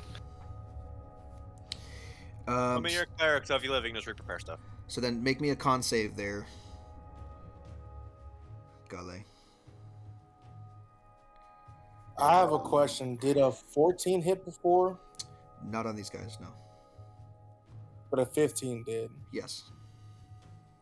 Okay, I'm using key points to make sure that it hits, and then I'm gonna use another one to start. How are you making a hit? Are you adding stuff to it? Focused aim? Oh, fantastic. Okay. So let's make him have a con save, shall we? Shall we? 19. Well, fuck you. Well, I tried. Yeah, they rolled high. It's cool. The natural 20 is against Ursula, so I'm going to go ahead and do that for him. Constitution saving throw. Ooh, natural 1, never mind. I was going to say 19, but nope.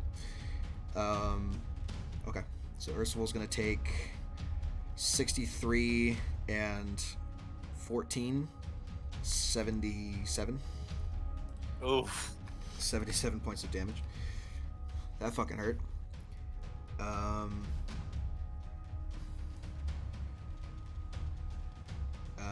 Let's do wisdom saves for the assassins inside the whatever. 3 of them. Fail. Okay, cool. So Brahm's next proc of Spiritual Guardians procs off. 17 damage to all of them. This guy dies. This guy dies. This guy takes 17.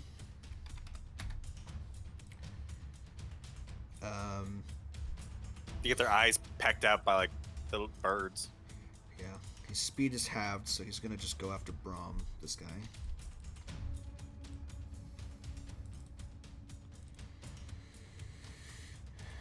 $14 misses, the 18 hits. Brahm con save, 2 of them actually. First one's a 20, so fantastic. 13 and 5 is 18 points of damage. And then the 19 saves, so he keeps his concentration on Spirit Guardians. Let's see. Got this guy still to go.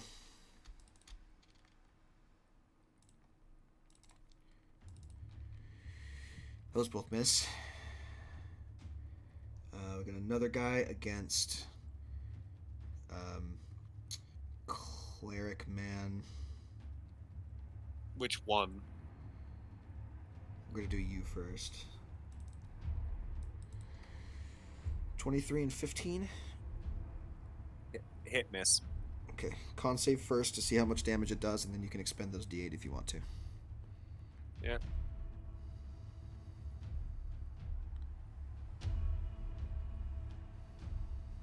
I reload the page to try and fix some of the issues. Sure. That's a fail. Okay. So it's a total of 36 points of damage. I'm just gonna expend all 5d8. Okay. Roll 5d8 for me. Because I feel like I'm gonna need it. Otherwise, I drop here. Sure. Absolutely. 22. So 36 minus 22. That still drops me. It's over 10, so you're still, you're knocked down. The second one doesn't hit you because your armor class is still whatever. Insane. Technically, it should be an advantage, so I should reroll it. 22 to hit. That's 2 failed death saves. Okay, 2 failed death saves for you. And then he's going to, once you're down, he's going to move his... Let's see. He can't move into the area of Spiritual Guardians because he doesn't have enough movement after the Spirit Shroud. So he's just going to move right there. Call it. Other guy next to the Cleric is going to try and stab you twice. 10 and 24 to hit. This is at Valerian. 10, no. You know what? I'm gonna give myself a Silvery Barb, so reroll the 24. Didn't you take a reaction to do other things? Damn. Roll my All con right. save, please. This is for maintaining concentration.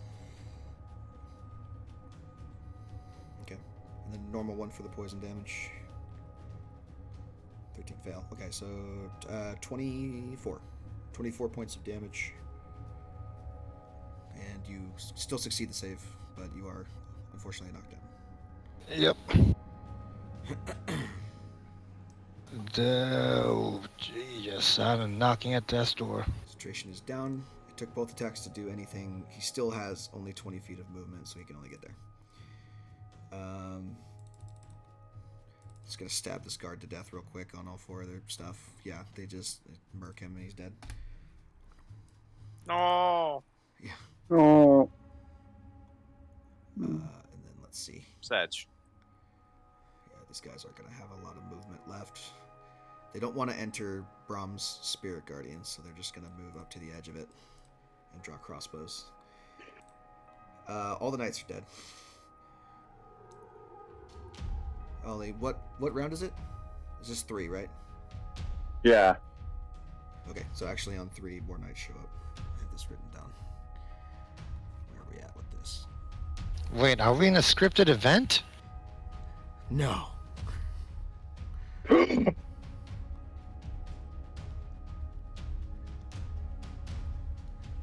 Where are they? Okay, knight. There we go. Mark them blue. Control C. So they're going to come in from the side doors, which are over here.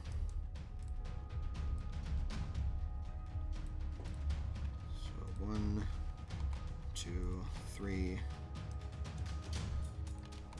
2, 3. 1, 2.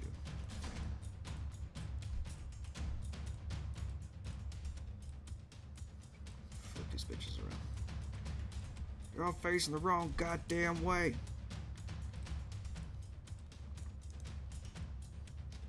Let's see. 60 feet gets those guys there. Ooh, shit. There. 2, 3.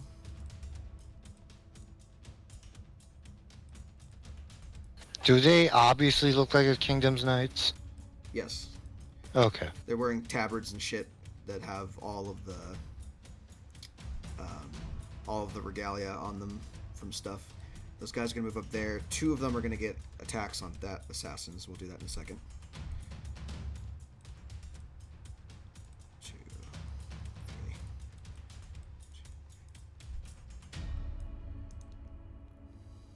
30, 45, 50, 55. These guys are just going to form a big old wall right there. Can't do much, but they will draw attention. And then we're going to do 4 greatsword attacks on this assassin over here in the corner.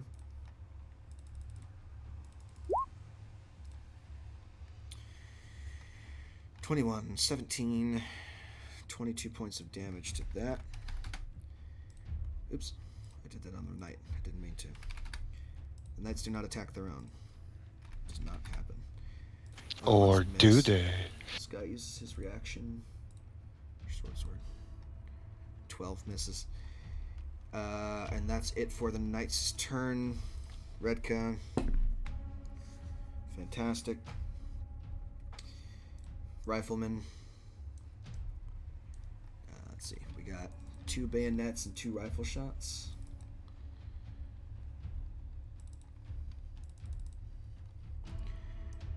Let's see. Rifle miss, rifle hit for 13. And then bayonet hit for 5 on the first guy. And bayonet hit for 13 on the second guy. No, it doesn't hit. 13's a miss. Okay, perfect. She lady, she's stunned. She can't do shit. She's not stunned at the end of her turn though, right? Or is it the end of Glacier's turn? What does stun do? Stun do a lot of things. Hunter answers no. Okay. Where is it? It's up here somewhere. I know it is. It has to be. I just figured I'd ask. Yeah. There it is. Okay. Stunned until That's the end of your probably- next turn. So she's still stunned for now. So she doesn't get a turn. Darius, That's, death save, please. yeah, that's probably why I was gonna. I don't have that head adjustment span that at all. Alright. Cool. One success.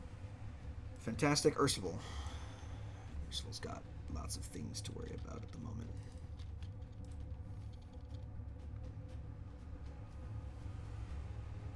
He's out of chain lightnings.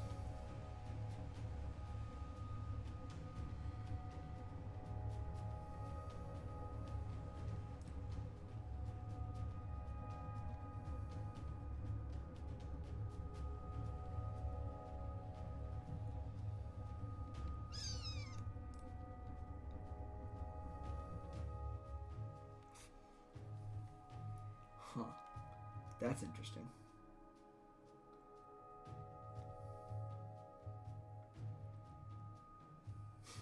There's lots of stuff that's interesting actually about what Ursula can do. I did not look at the sheet before I started this thing.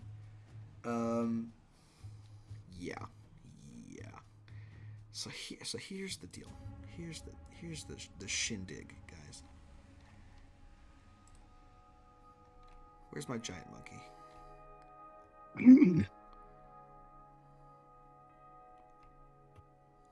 Oh, he has polymorph. Yes, he does.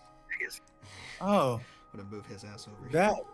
Giant monkey. that little appears over nugget. there. Scoot that over. Worry about Brahm's spiritual weapon later. But giant monkey is now taking up a lot of the space. Ursula's holding concentration, so I need to go mark that. And since he is a sorcerer and can spend sorcery points, he's gonna make that a bonus action, so he gets to attack with the giant monkey on his turn. Hey, fist attacks happen. I'm gonna punch the shit out of those two assassins that he's next to. Fisticles. Oh, that hurts. Natural 20 for 30, 44. 44 points of damage. The first one misses, but 44 points of damage is a lot. That's Ursula's turn. That's all he can do. Brahm has things he can do. He is more concerned about his brother than anything. He is going to...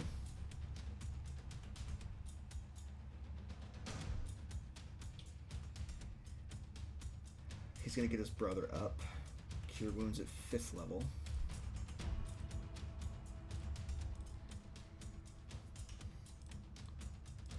So that is 29 points of healing to Redka, specifically. Who is now no longer unconscious.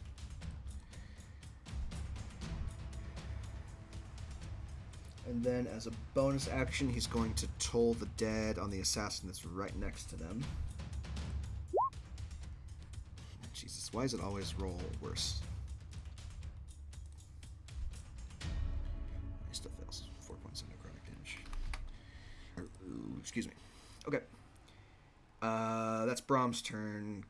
Mr. Monkman, you're up. Mr. Galle Salier. That's not how his voice is. I wanted to do French, but I'm not good at a French accent, even though my Wakandan does dip into French. Sure. Wakanda forever. You're too white to say that. I'm kidding. That was a joke. Wait, Reminds don't me you of mean I'm too Smosh. yellow? No, because you didn't say it. All right, so I'm going to just wail on this bitch. Which bitch? You got like 3 of them. The bitch. Oh, I understand. Yeah, that'll hit. 9 points of bludgeoning. Let's just total everything at the fucking end of this. Yep. No. How's he getting won. advantage? She's stunned still.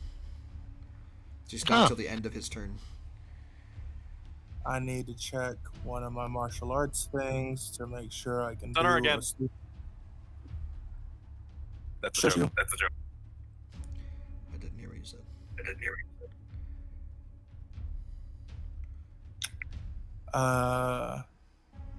Yeah, and then I'm gonna keep point bone. Patient defense. Okay. So Keep two, her those two stunned. attacks deal 19 points of damage. That's my last key point. Okay. Patient defense is what? Disadvantage to hit you? Yeah, dodge. Yeah. Dodge action. David.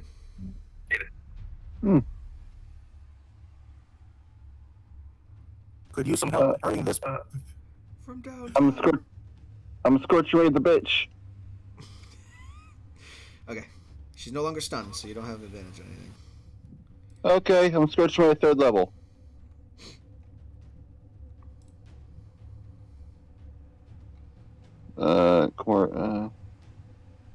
One, Miss. 2, Hit. 3, Miss. 6 points. 4. And 3 is 9. 9 points of fire damage. Okay, so 2 out of 4 of those hit. Don't hate me. I'm gonna still rebarb your 23. I don't think you can. Aren't you down? No, I never. My reaction. I haven't used it since. You No, aren't isn't your unconscious. character unconscious, though? I'm at 6. Alright. Wait, I why thought- are you well- saying bars? Wait, why are you saying bars by 23? You'll see. And giving myself advantage. Okay. Roll again. Roll again. I have faith in you. Well, your faith is misplaced. Oh! Fuck you. Alright. So I'll just go ahead and add 6 hit points back. He looks at you very dirtily. And Moving onward. Wait, why did you silvery barbs an ally? So I have advantage on this one. You could have used Oh, one of the ones that didn't hit, but up to you. yeah. I can't still rebarb a one that didn't hit because of spell description. You guys know that, right? I thought it was just any. No, it's a success. It had to be a success. Alright. Do what you're gonna do! Ooh. Sure. Sure. Oh. Oh. There's nothing she can do about that one. How much damage is that? That's so Massive much amounts of shit. damage. I know, but I don't think it kills. 44. I don't know. I'm gonna break out the calculator. I don't want to do this fucking shit. 92. There you go. Okay. No, that does. That knocks her down. She had 84 hit points left. So, again, just fucking Kali Ma rip out her heart moment. Down she is 0. You ruined you and your minions ruined my suit. Ah, yes, the suit, not the several lives. Oh, and you also injured our majesty. 1, 2, 3, 4, 5, 6, 7, 8, 9, 10, 11, 12. Bonus action.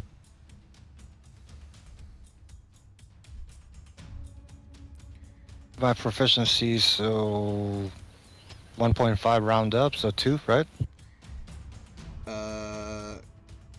Based on the level you've reached in this class, 2nd level. Wait, what are you trying? What? You regain one I'm special using- ability no higher than half your proficiency bonus rounded up. So your proficiency bonus is 3, so it's 2. Thank you.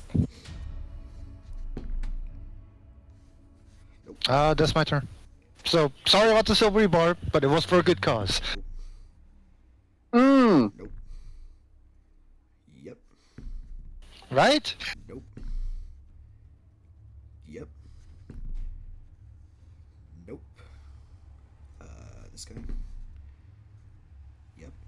Oh. Yes. Just like kids, you don't fuck with clerics. No. Okay. So. Gotta remark some people here.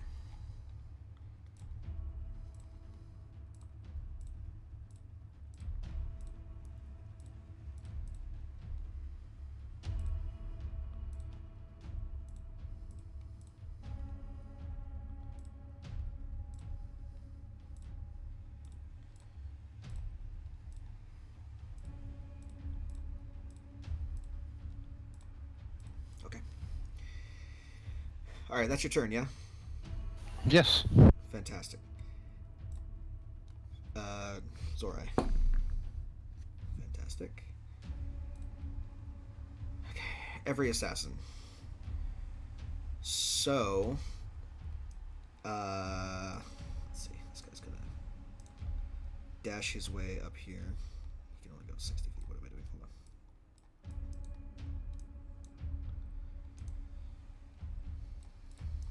There. This guy is going to disengage and jump out the window, so he's gone from initiative. This guy's going to disengage. Go 30 feet there. Disengage. 30 feet there. Disengage. 30 feet there. Disengage. He only has 15 feet of movement. Actually, let's see if he succeeds on his wisdom. No. Absolutely not. Spirit Guardians, 3rd level. 14 points of Radiant. And do they always have their shit halved? Yes. Mm-hmm. Okay, so disengage 15 to get out. Disengage 30. Disengage 30. Everyone else who's marked with red is going to go and do stuff. That guy's going to technically be in the area of Spirit Guardians. I'm going to roll it again just in case. Fail, 16 points. Okay, this HP is bugging me. I'm reloading. Yeah, go for it.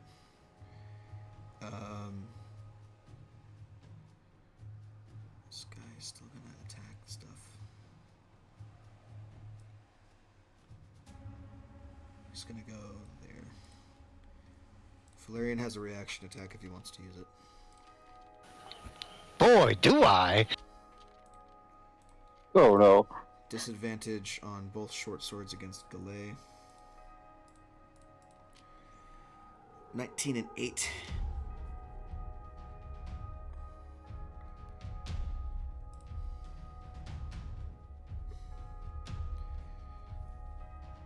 Devin.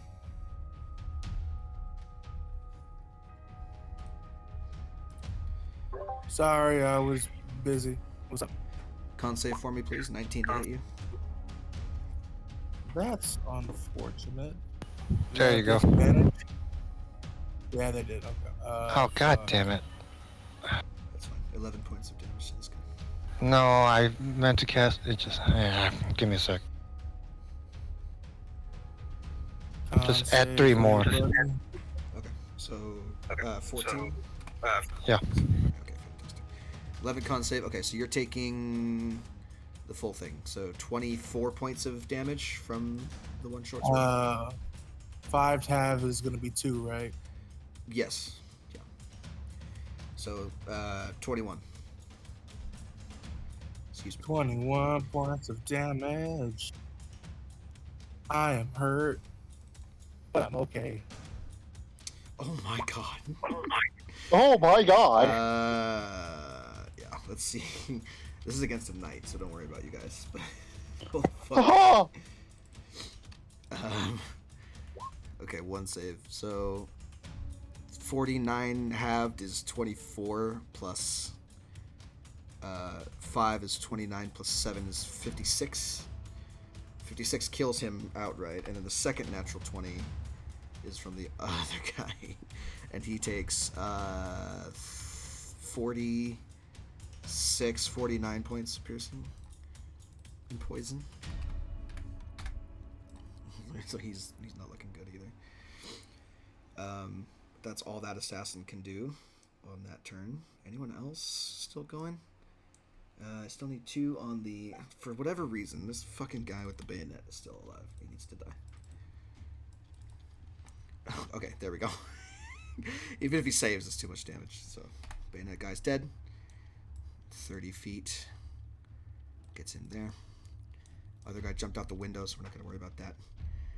And I believe that's the entirety of the assassin's turns. Now I'll be right back. I gotta pee so bad. I'll do the next 5 minute 2 pee break. Yeah, 5 minute pee break. Give me a minute. All right. Anyway, moving on. No, I got the joke. I just choose not to acknowledge it. It's fine. The Catholics know what they did. Every night, ever. 15. 15. 15. 15. Finally, some fucking backup. 20. 15. Everyone else is in place? Yes? Yeah. Great swords.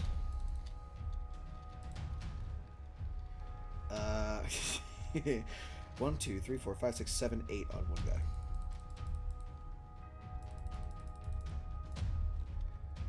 Oh. He's probably dead. 8 and 10 Just is that. 18, and 20 is 38 points of damage. No, he's not dead.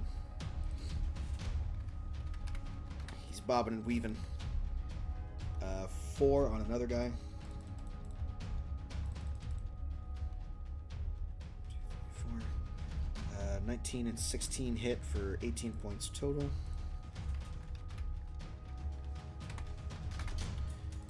And then another 4 on another guy. 1, 2, 3, 4.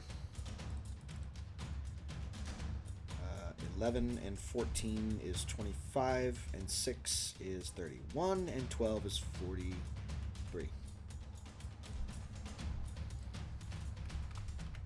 Okay. Okay, that's every night that I can see. Redka is up and running again. He didn't get to do shit. Now he does. That's gonna be fun.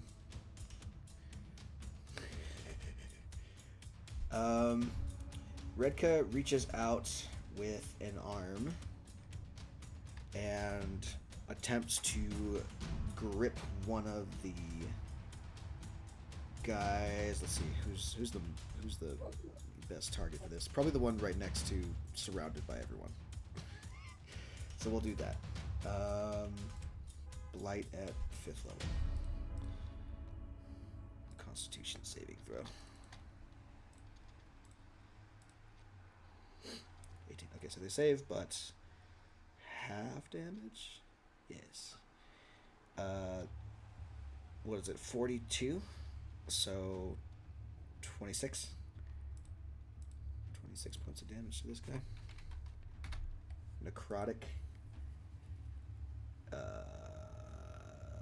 Yeah, cool. Okay, and that will be Redka's turn.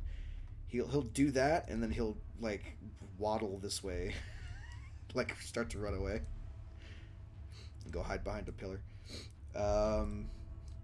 All the useless riflemen. There's 3. They're all gonna take rifle shots at one guy just to make it easier. Get. Yeah, actually. Get him! Hold on, I need to. Oh, they got him! Hold up, no, I need to re-roll 2 of them. Is that a disadvantage? Okay. They didn't get him. The first one is 13 points of piercing. The other ones miss. Yeah, at 40 foot, the 40-foot short range really hurts them, but that's fine. Okay, that's every rifleman. She's dead. I don't even know if she's still on initiative. I'm gonna get rid of her. Darius.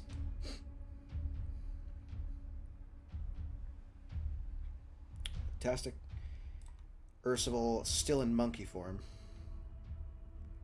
How the fuck does he do anything? He's gonna rip up a chunk of floor and chuck it at a guy. Just for funsies. Fucking rock. Yeah.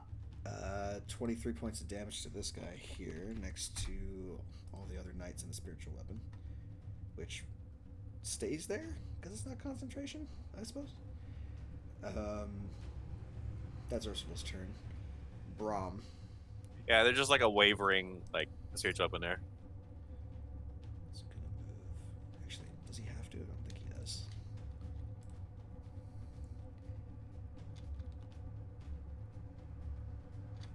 Perfect.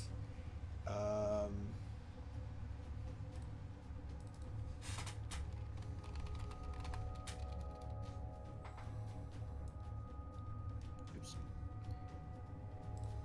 Hold on. Accidentally closed his sheet. I don't know why I did that. Come on. Good. Roll 20 is being interesting right now. 1 second.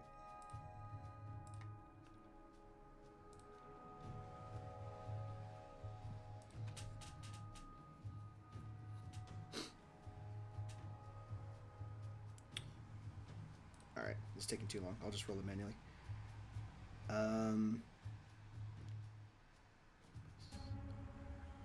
Plus 3? Yes. So 1, 2, 3, 4, 5. 5d4 plus. Yeah, 5d4 plus 3.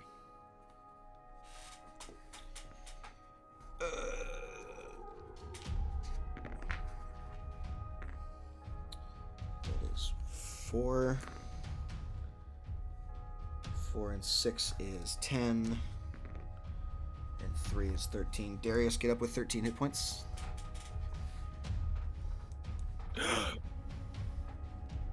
Okay, I'm up. Oh, His bonus action healing word.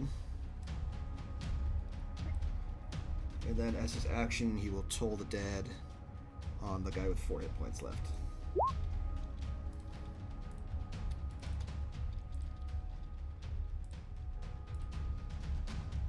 Yeah, he did. Goodbye. Okay, that's Brahm's turn. Monsieur Monk.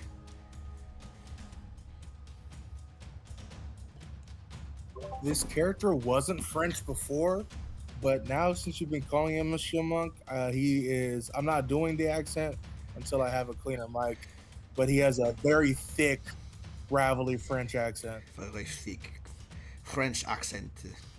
Oh, Oh, Oh. oh, oui, oui, baguette. And, Punch your face. wow.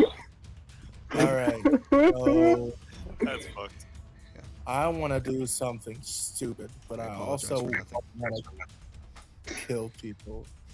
So The there's guy, a dude the guy in to front your of south me, right? is extremely hurt and surrounded by so many people. So many people. I mean, I'm gonna fucking hit him. He died. He had 4 hit points left. And then I'm gonna. Is there a way I can maneuver around to him? Yeah, this is a dead body, and that's a spiritual weapon next to her, so you can definitely make your way over. I do want to just stomp on her head. As Sure. everyone has, Sure, you just step on her head as you go past. That's not a problem. just to be disrespectful. And then one more shot. Actually, 2 more shots. Bam. Bam. Well, that's what I was not gonna hit. The 5 does, though. It does do damage. That guy's also very hurt, by the way. And for shits and giggles, that last hit I sent at the dude was coated in a large layer of ice. Sure. Whack! Right in the face. Alright, that's your turn, yeah? You could say I got cold cocked. Haha. Ha ha ha ha. I don't want you anything. I don't want you anywhere near my cock. Deep frozen dick. Damn. Alright. I'll see myself out. Speaking of double D's, David, you're up. I'm gonna scorch ray this fucker Sure. at 2nd level because no more thirds. 1, Yep. 2. Yep. He's dead. Then I'm gonna scorch ray this fucker. Okay. He has cover from you. Okay. Move like right here, and Cochine. Ah, He's 12. three quarters because of the angle, so +5 to AC. Miss. Move over here. And turn. Okay. Dark Priest. Lord of the Edge.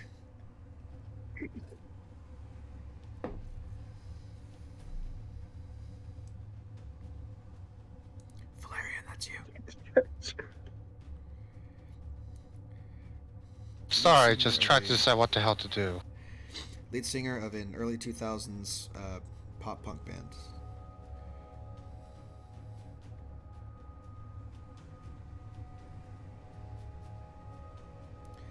I got your picture. I'm coming with you, dear Maria. Count me in.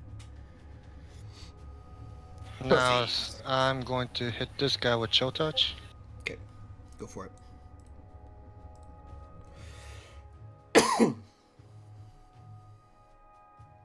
I don't you think wait. a 13 hits. No, unfortunately not. But at the start of his turn, he'll be slowed. Yep. Okay, anything else? No, that's it. Sick. Zorai. Cool. Zorai stable. Surprisingly good rolls on the priest. Assassins. Every assassin. All the assassins. I'm gonna do morale checks on these two up in the balcony here. No, they both rolled 3s. So these guys are gonna turn chicken and run the fuck out. So he's gone. Yeah, once their leader died, they have That guy's gone. there's no honor among thieves. There's even less among assassins. Oh yeah.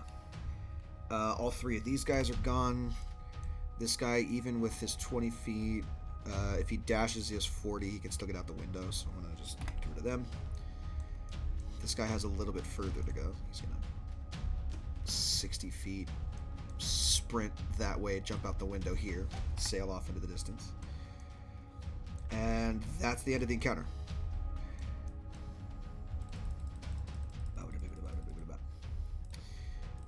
First of all, reverts to monkey form. Or reverts to human form from monkey form. And we will now deal with the aftermath. Valerian comes over here, kneels down, and seems like he's doing something. I'm gonna do a quick healing word on the priest. On the priest? I'm Yeah. surprised I survived that whole encounter with 6 HP left. The NPC priest, for the record. Yeah. Roll the thing. Oh, I see how it is. Hey, Darius has no way of knowing he's stable. I have contingencies. I'm gonna dump. We will move away towards a pillar and just kind of relax.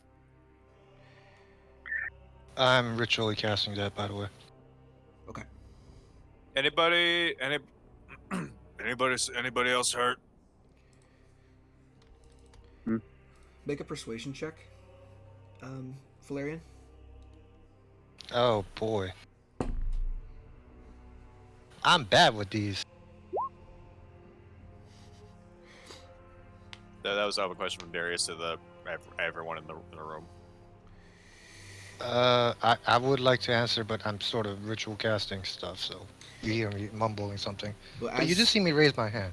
As you're kneeling down and casting spells on the body, the 4 knights behind you go to grab you, but Ursula holds up a hand and stops them. Says, "Let him finish." What was the question for Darius? I didn't hear what you asked because I was dealing with things. Darius basically asked the room if anyone was injured and wanted some healing. Like I said, I'm middle of a ritual casting something, but I did raise my hand when you asked that question. Yeah. Brom still clutching his bleeding side. He's going to drop his concentration. And lay a hand over his side, and you see it glow with divine magic real quick. I'm I'm going to I'm going to burn a burn a third level spell slot. I'm gonna burn all 3 actually. What was your roll for healing word? 6? Okay. Yeah, the priest deals for that, and that. I'm just gonna say, VG, slap these on whoever's the most wounded. Okay, well, at the moment, that's Valerian. And the priest. So Yeah. Valerian can take another 6. And the priest will take 7. Yeah, because Yes. because Yes. mass healing word. Do I need to roll it separately for each heal, or No. So did you cast it twice? If it's a mass cast healing it. word, then it's just one instance of the spell. I'm casting it 3 times? Okay, Oh, nice. there you go. Then never mind all that. Let me add Yeah. 6. So I'm just gonna say because I fair certain all 3 of the royalty got hurt. So heal, heal, heal, heal, heal, and heal. So that's 1, 2, 3, 4, 5, 6. Okay. I think that's the Brom max for. gets... what is the maximum? What's the... Yeah, it's up whatever to 6 here. creatures. You know what? Actually, fuck it. What's the maximum your healing word can do? Your max healing word. Healing word. The max is 7. Max is 7. So 7 times 3, 21. Everyone that you pointed to gets 21 hit points total. Ooh. It's Brom. Brom, as you cast your magic and as it flies throughout the air, Brom takes it out of the air and redisperses it to everyone that you were going for, but stronger. Oh, damn. Yeah. So the Hey. priest heals for 21. Valerian heals for 21. All 3 of the princes heal for 21.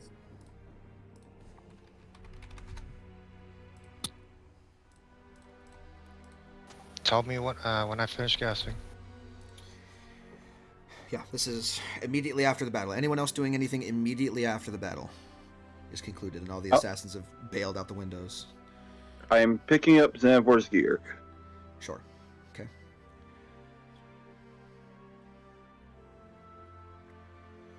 Yes, absolutely. You approach Lord Zorai. alright, sir. who's- Lord Zorai is getting to his feet. You have to kneel down to get to him because he is a dwarf. Yeah.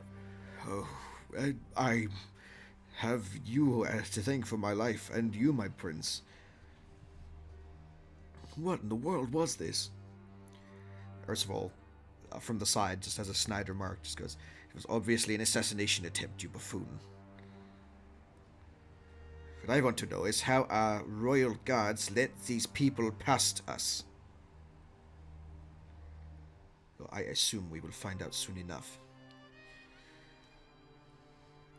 He points to 1, 2, 3, 4, 5, 6, 7. There's 7 people. He points to 3 of the knights and says, "Take these bodies away. Put them to the Rogue's Isle dungeons. We will take care of them there. Leave the blue one for us here." 3 of the knights begin to gather up the dead bodies and move them away. The other 4 are still standing around at attention, looking for any kind of other shit going down.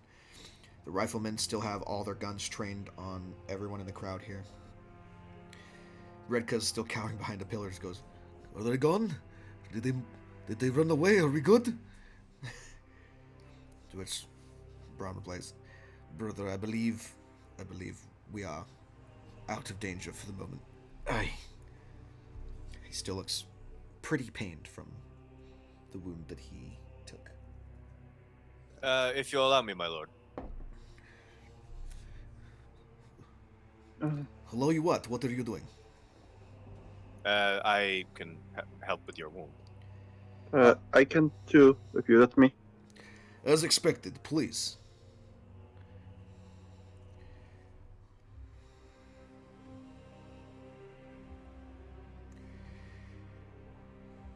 Sure. Second level cure wounds. 13. Signal. Gregorita Zainizao, Gregorita Zainizao. He offers you his hand. Basically like, "Hey, kiss the finger," kind of thing. You can see, like, as he lays out his hands for each of you to grab and grips them, he has a ring on every finger of every different kind of stone you can imagine, all different colors, different metals, silver, gold, platinum. He's dressed in heavy, like expensive furs and fine clothes, and he has a fairly expensive set of amulets around his neck.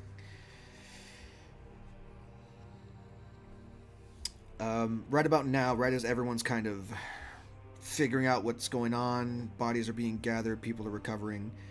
Go ahead and finish your casting of your spell there. So Filarion, after 10 minutes, finally finished casting his ritual, and the blue bitch seemed to, quote unquote, seem to be semi-alive.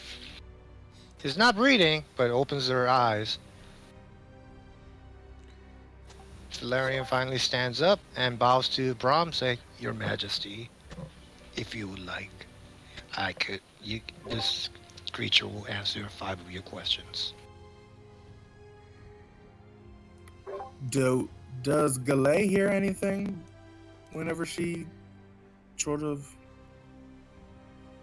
comes alive? I mean, this is for the entire room to hear. She's gonna speak in a whisper because she's fucking dead. But you're welcome to approach and listen in. I'm definitely listening in. I nearly died. I'm curious as to what the motive was. So. Yeah. I want to know who she is. I want to know who she works for. I want to know why the assassination attempt. Was she hired? Was it just random? Was it a rival kingdom? Anything? Any information we can glean from this assassin? Offers a short bow to Brahm. Then I asked her questions like, first, what's your name? Let me see what it can do. I'm so glad I prepared this spell. Only what I do in life. Answers are usually brief, cryptic, or repetitive, and the corpse is under no compulsion to offer a truthful answer if you are hostile to it or recognizes you as an enemy. It's fantastic. I am the Red Tide.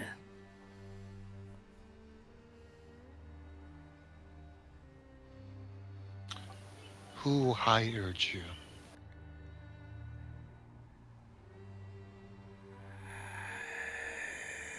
Percival. Onick.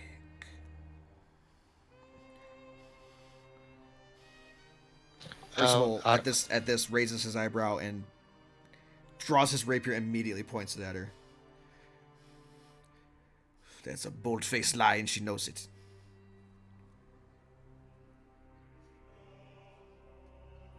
What was the king's other questions? Why the assassination took place? Was it for political power, money? Anything else you can glean? Where were they based out of? Anything like that? Why did you do this? For what reason? To upset the balance. Where was your planning hideout before you came here? Everywhere.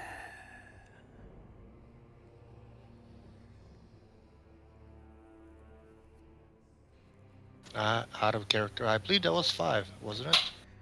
That's 4. You have one more.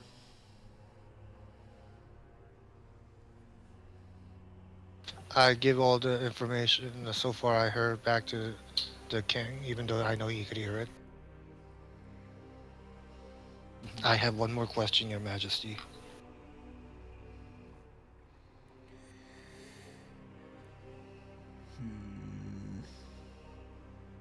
Also, I love how Ursula pointed a sword at the already dead person, as if that would do anything.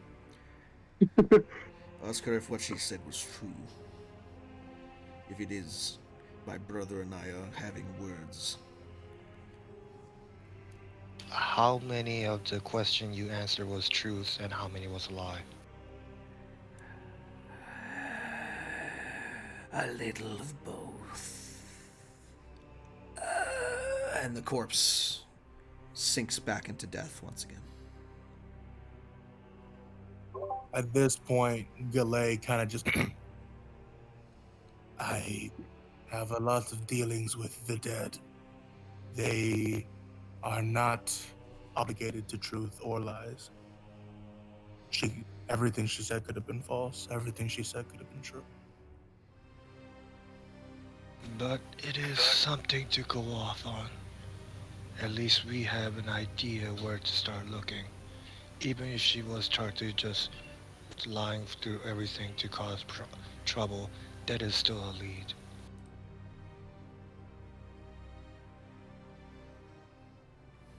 Just walks back to the pillar and leans against it. I wish I could be more of assistance, Your Majesty. Would you be able to get more out of her? Was she still kicking? We have our ways. There is methods that we can use to extract information. But of course, this is no longer the case. Though we may be able to get something from the others. That's not necessarily true.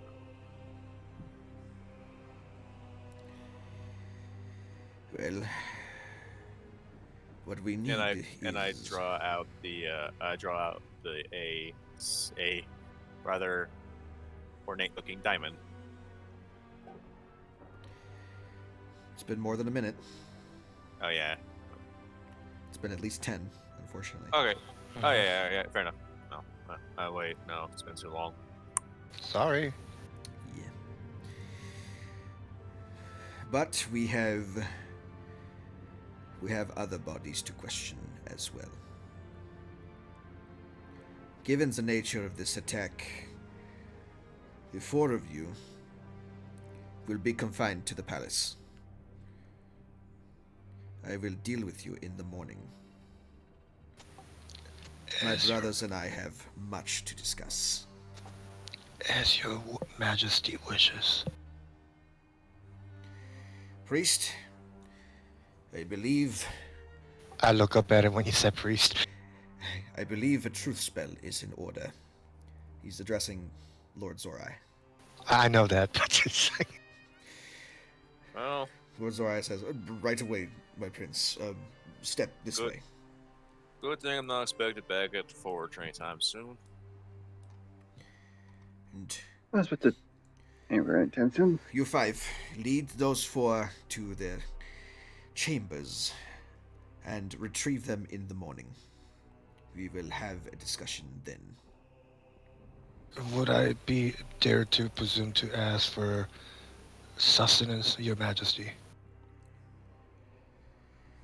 We are not so barbaric as to treat our prisoners with disdain, though you are not prisoners, so we will see to it that you are fed at the very least. Very good, sir. Excuse me. You can tell that Ursula doesn't entirely trust you, but he also doesn't have a reason to consider you Distrust enemies you. yet. I mean, she just saw me bring a fucking dead thing back to a question. So, yeah, totally understandable. But he's Oh, it's not that, it's that he doesn't know who could be on their side. They appeared from within the crowd among the nobility when they first showed up. For all well, he it- knows, you all could be an elaborate plant. But it's at a the very good least, thing- you helped fight off the assassins, so they're willing to give you at least some benefit of the doubt. It's a good Good. thing that more lives weren't lost. Though it's unfortunate how many nights passed. Yes, Yeah. unfortunate. Off to the chambers, and he steps over to the priest, and priest begins to cast a spell while you guys are all led out of the chamber. Yeah, as we're walking, I'll look at that. Are any of you wounded at all? We're fine. Thank you. Hmm.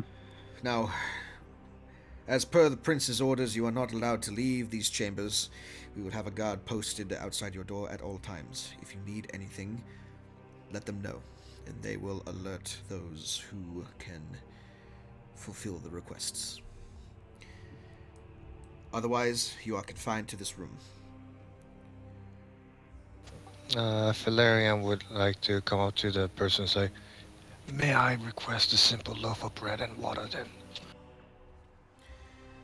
It can be arranged. Thank you, sir.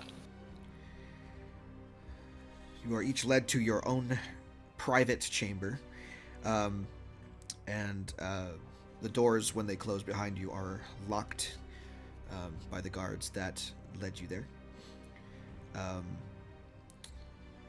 The rooms themselves are filled with plush furniture and intricately decorated interior design.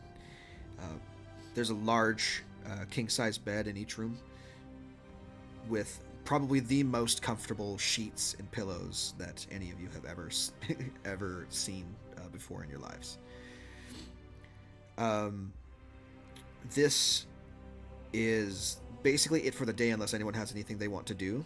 We're going to call it a long rest and then pick up the next morning.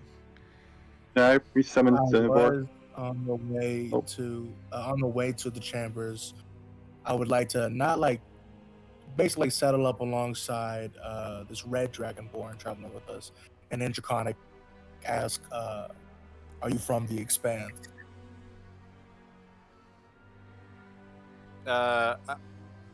I'll kind of Darius kind of tilt his head and reply, "Afraid I don't know what you're referring to, friend."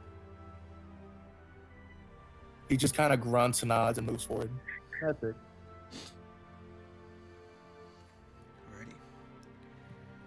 Alrighty. Yes, you can summon your Eidolon back. Takes about an hour.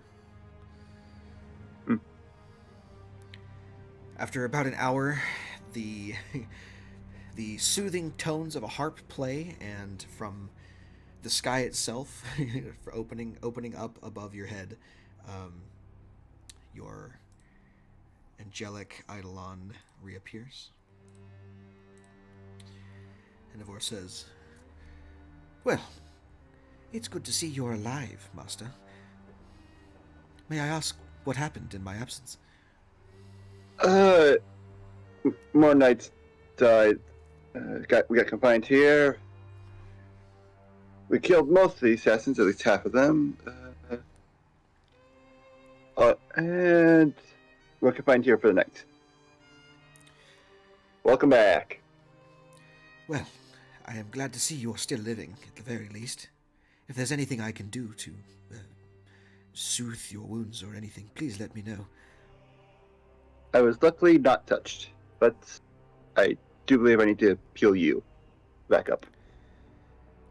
Yes, I am not at my full strength at the moment. I slapped the rest of the Qans I have on him. Okay. There should be enough to get him up. Yeah. Roll it anyway, just for funsies. Got it. Okay. So from within the door, whoever's parked next to Darius's room hears a lot of like clanking and banging for about the better part of an hour and a half. Just him fixing dings and dents. When you first start it, the guard like unlocks the door and pokes his head in, sees what you're doing, raises an eyebrow in confusion, and then just shakes his head and shuts it again. That should be enough. I assume forge clerics are well enough known to know like how he's doing forge stuff.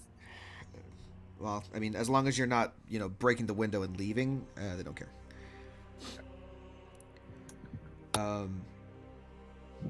Cool.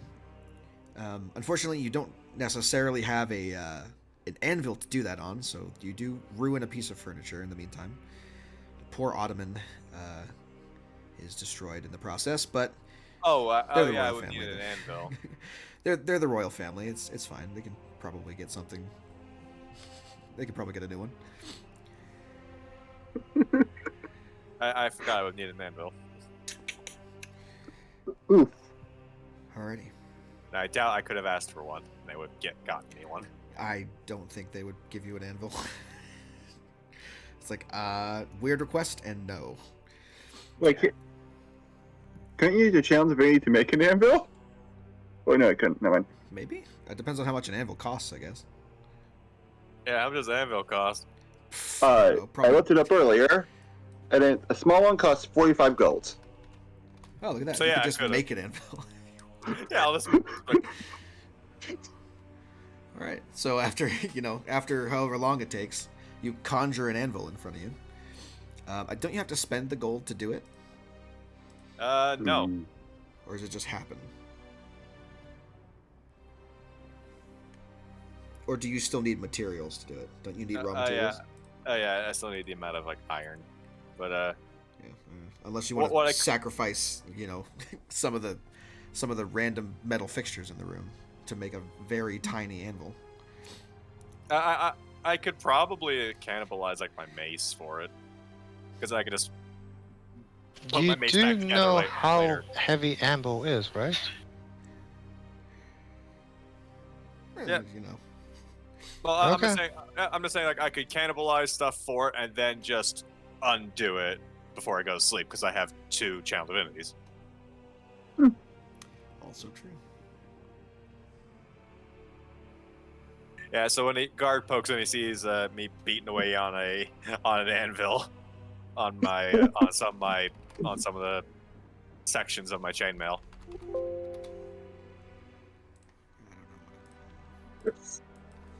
When the guard pokes in to see me, he will see just me just sitting on the bed waiting for the bread, just cross-legged meditating.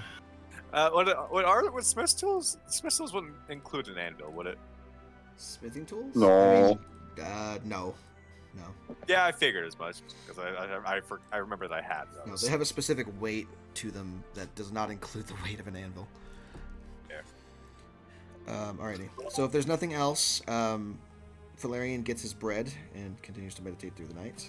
Yay, you- bread and water. Rest of you do your own thing. Take a long rest. Get your shit back.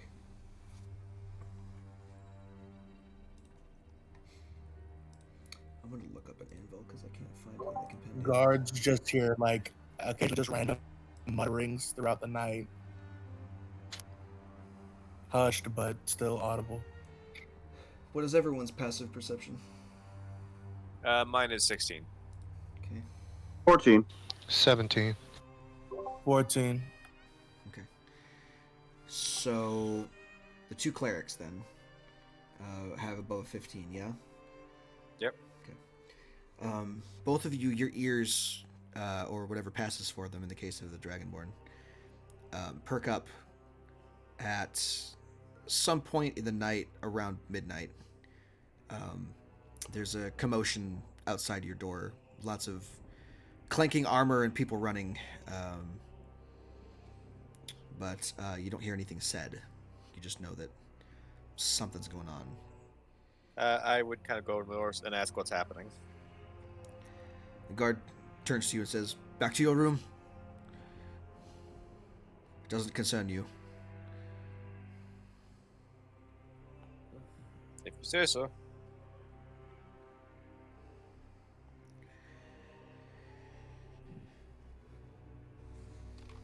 My character isn't just staying in the room.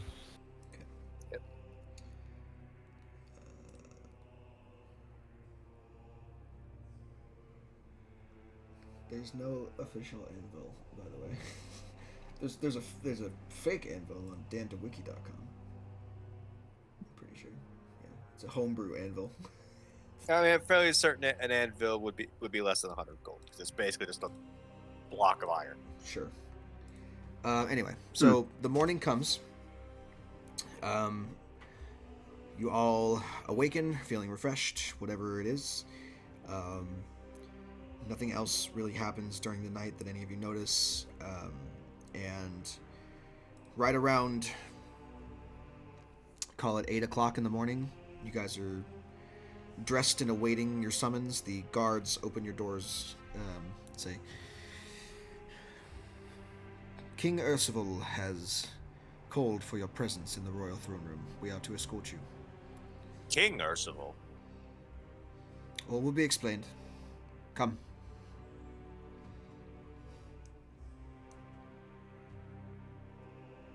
I'm just like before.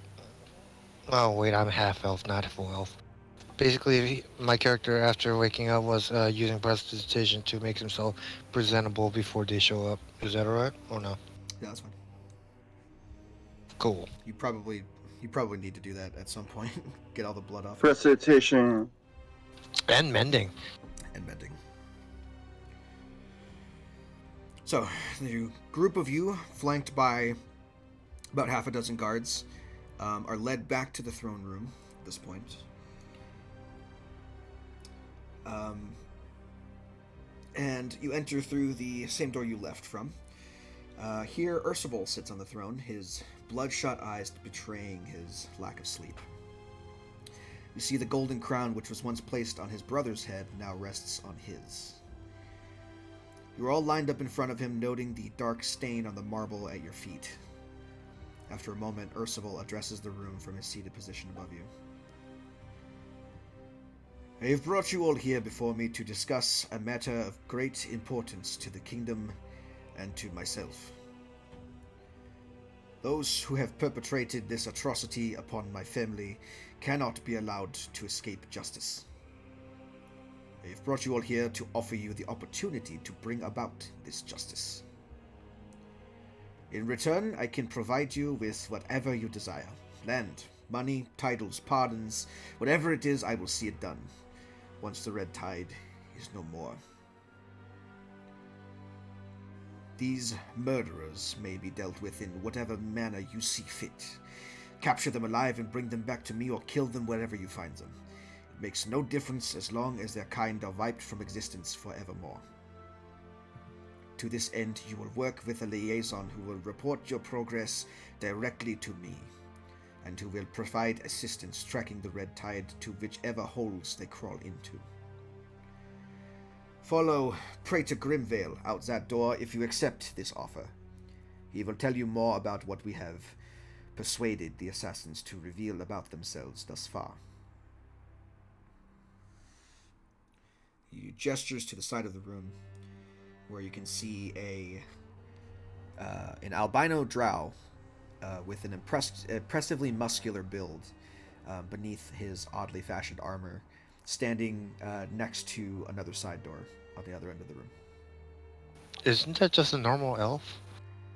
No, because he's pale white skin and red eyes.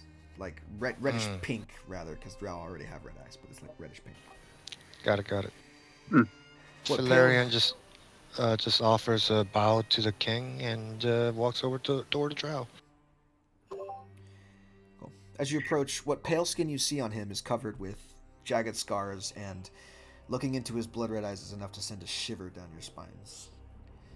He rests one hand on the pommel of an ornate scimitar which hangs at his hip, and the other fiddles with an old electrum coin, tumbling it in between his fingers absent-mindedly. Also gonna go with them. My liege, I take it this means we have been exonerated? Or are we still suspects? As of the moment, we have no reason to suspect you of this. From what we have managed to glean, these individuals acted within their own circle. And cursory glances at your persons do not reveal any incriminating evidence yet. Is Yellow will speak up. Is the Prince Brahm deceased? He frowns at that question and says, unfortunately, the poison that they coated their weapons with was too potent for even our magics to alleviate. Can I make an inside check on that shit? Sure. Yeah, I'd like to do that as well. I would do that as well. Fantastic. Go for it. What What is his fucking rolls? I gotta pull up his character sheet again. Is he rolling persuasion or deception? You don't know?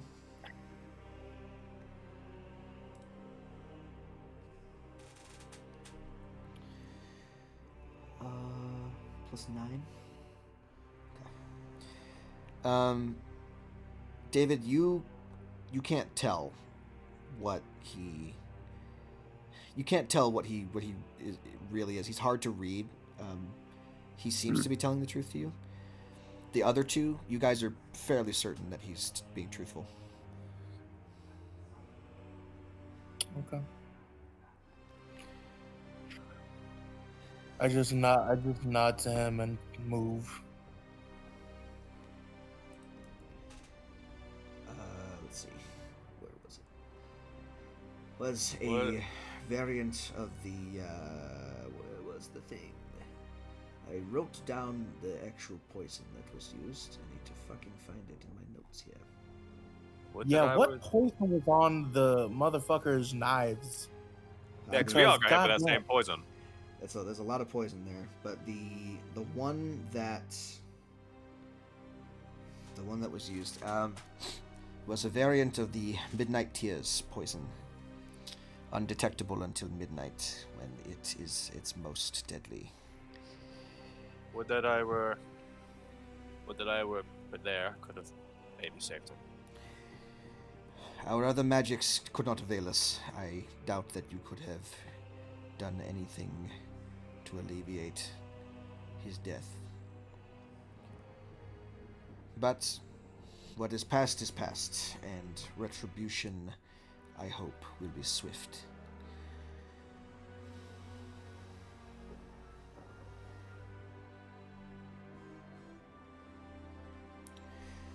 We also found something on the body of the blue one that Praetor Grimvale will show you, should you choose to accept my charge.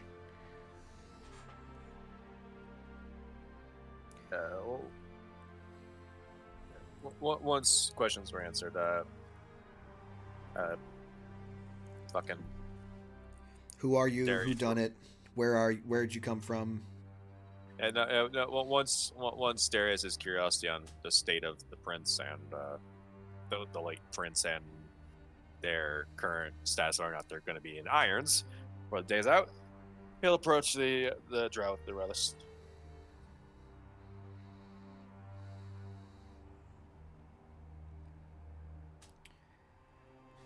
I think the only one who hasn't said anything is Gale.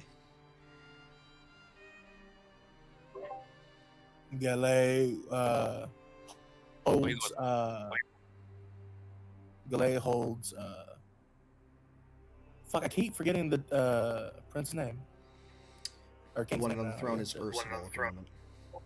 I hold Ursula's eyes probably a little too long, and then I move over to the side wordlessly. Okay. As you approach, he stops the coin from dancing in between his fingers, the Praetor, and places it in his pocket, straightening himself to address you. With a curt nod of his head, he begins to lead you outside the palace grounds to the north end of the Regent's Isle district, where you then embark onto a cramped rowboat. Praetor Grimvale then begins to row with long, confident strokes toward the small island prison known as the Rogue's Isle. As you glide along towards your destination, Praetor Grimvale produces a glass prism from his belt pouch and places it on the floor of the rowboat, causing a shimmering umbrella of magical energy to encompass your group before it disappears entirely. Now that we are further away from prying eyes and ears, I shall tell you more about the assassins you encountered yesterday. Despite our best efforts at interrogating answers out of them, none were forthcoming enough to give us a clear direction or motive for the attack. Nor did any of them give up their names, the names of their comrades, or their bases of operation. We thought at first they were simply well-trained to withstand our methods of interrogation, so faculty from the Thulgravist Academy were conscripted to assist us. Professor Dryalis, through magical means, was able to decipher that they call themselves the Red Tide, but was unable to glean more information, claiming that none have any memory of events past arriving in the city 3 days ago. Further divination revealed that each assassin is afflicted by a curse which slowly eats away at their minds over time.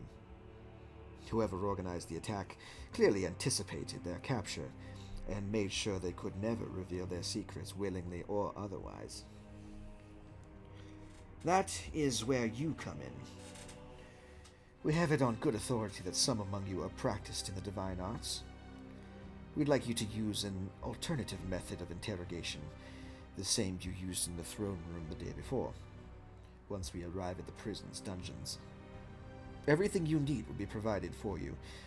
The hope of all this is that your abilities will allow us to circumvent the curse and grant us insight into the nature of the attack and those that carried it out.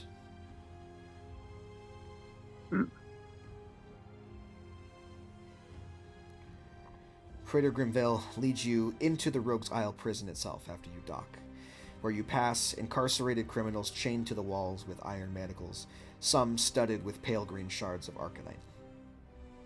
The prisoners regard you with confusion and curiosity, their sullen, hollow eyes following your group unblinkingly as you make your way further down the dimly lit hallways. Descending down a long, spiraling stone staircase, your group reaches the lower dungeons, where your guide pushes open a creaking wooden door and gestures for you to enter.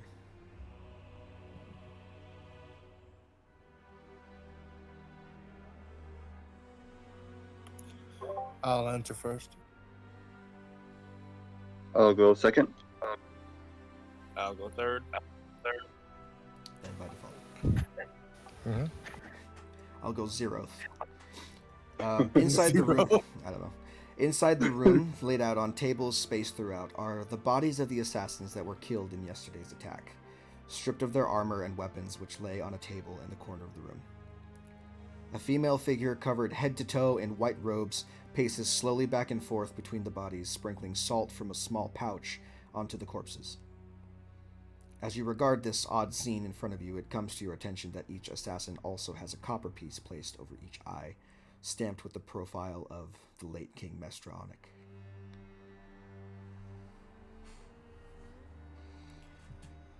Salt will not be enough, just to let you know. It will be enough to stay their decay while we glean more answers from them, hopefully. Sylvie, these are the assistants we have with us today.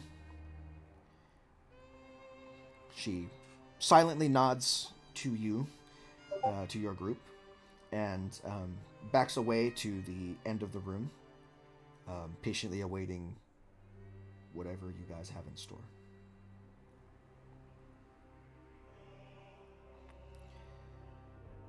The materials that you need for the Speak with Dead spell is incense. There is plenty of it burning throughout this room, so feel free to ritual cast to your heart's content. I look at the other person that I know for a fact casted, whatchamacallit? Shield, not shield, hammer. Spiritual weapon. Yeah. I was like, pardon me, but you seem to be along the same line of work, shall I say, for now? Are you familiar with the spell I casted yesterday? Not really, no. Oh, wonderful. I don't know what line of work you do, friend, but when I'm not doing work for church, I'm just a smith. That's what I mean of the church. Do you know the spell to make sure when we know if somebody's telling the truth or not?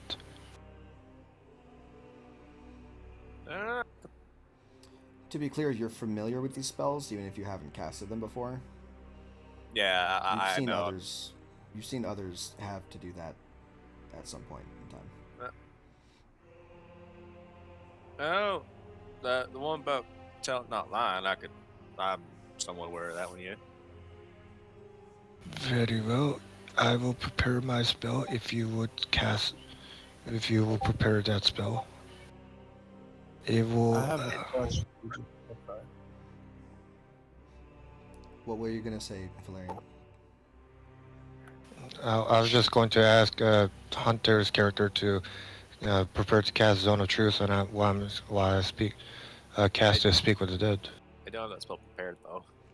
Don't worry Oh, about it. son of a! For the sake of the narrative, you can cast it. We can call it a spell scroll if you want to call it a spell scroll. All right. Then I will cast on the truth. Okay.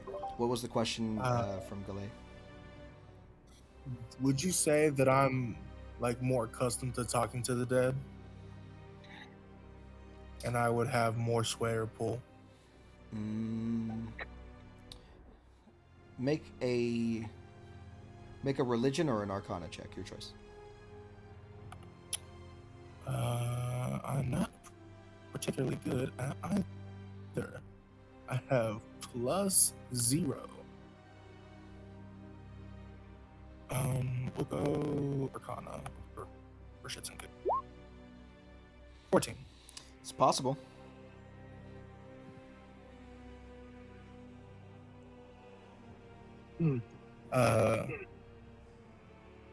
Galay kind of steps forward and is like, I'm used to dealing with the undead more than the living. I could be a boon. I'm not sure. You do understand that we're not summoning undead. But you are speaking to them. Also, are the prisoners still alive? They do not become undead for a temporary portion of time. In fact, the spell does not work on undead at all in general. It is just a hollow echo of the memories of the body. Are these prisoners? But Are they dead or are they still alive? They're dead. These are the ones that are killed yesterday. Yeah, I got it. The other ones escaped. They're gone. Very well. If you would like to question them, feel free to. I shall prepare the spell. Okay. After Yeah. some time, I pull out like my censer and I just start burning a little bit of the incense as it kind of spreads into the circular range of Zone of Truth. Sure. Yeah. So that'll help with the Speak with Dead. Certainly, that's the material component for that. At the end of your ritual casting of the Speak with Dead spell, one of the corpses silently, without any noise, just sits up slowly from his position and turns his head to face Valerian.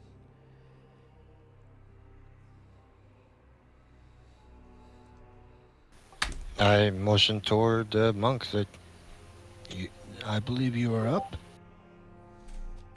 Galay steps forward, like kneels down to like very uncomfortably close to this undead's face. I don't know how many more times I could say this is not undead.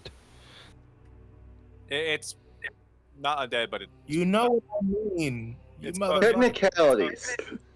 it's pretty close. God. Yeah. So fun. Now, keep in mind that these are no longer creatures; they are objects. So the Zone of Truth will not have any save associated with it. So I wasted my time. Clipped it. But you learned that now, at least.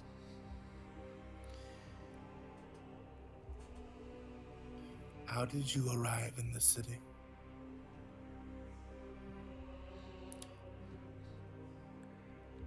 Let's see. Does the corpse have to answer to the caster, or does it have to answer to anybody who asks the question? I think it'd be fine if it answers to anybody, so let's do that. Corpse of your choice within image. Corpse Last, blah blah blah. Oh God, I have to ask it.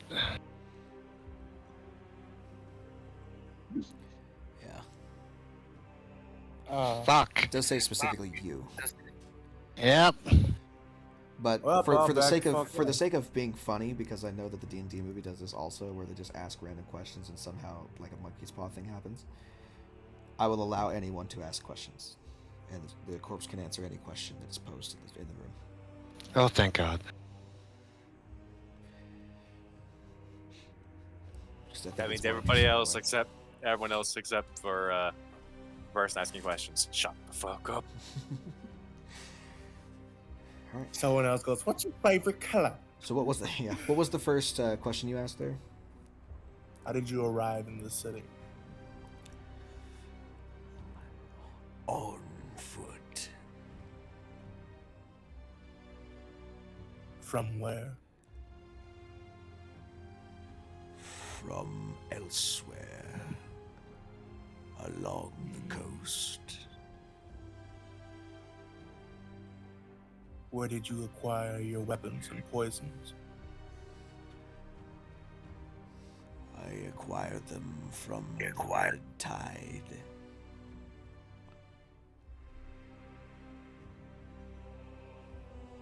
If I wish to join the Red Tide, where would I seek?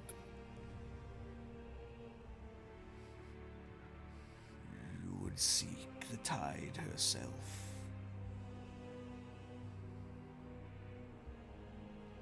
Where can I find her?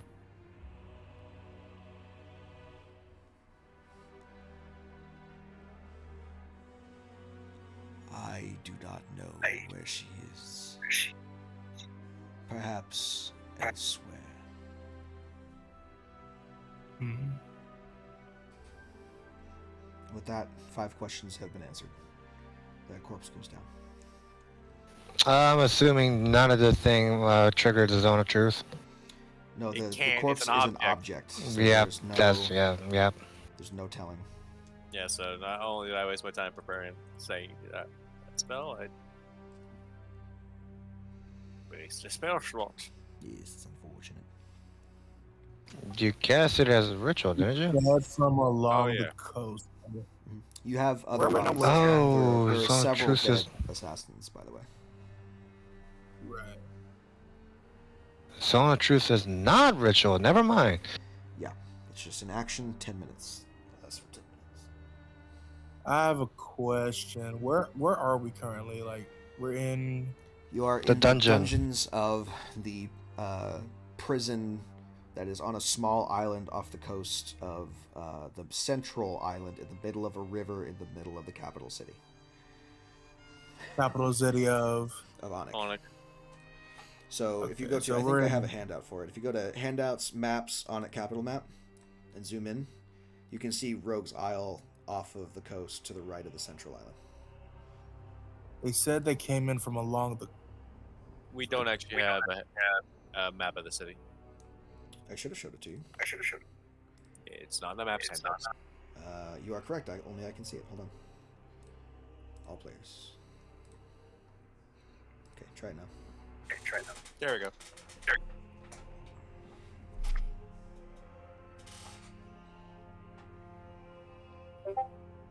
Yep, see it. Yep.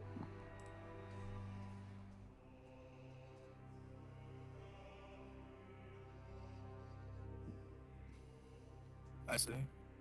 So is it talking about along the coast of this city, or You don't know.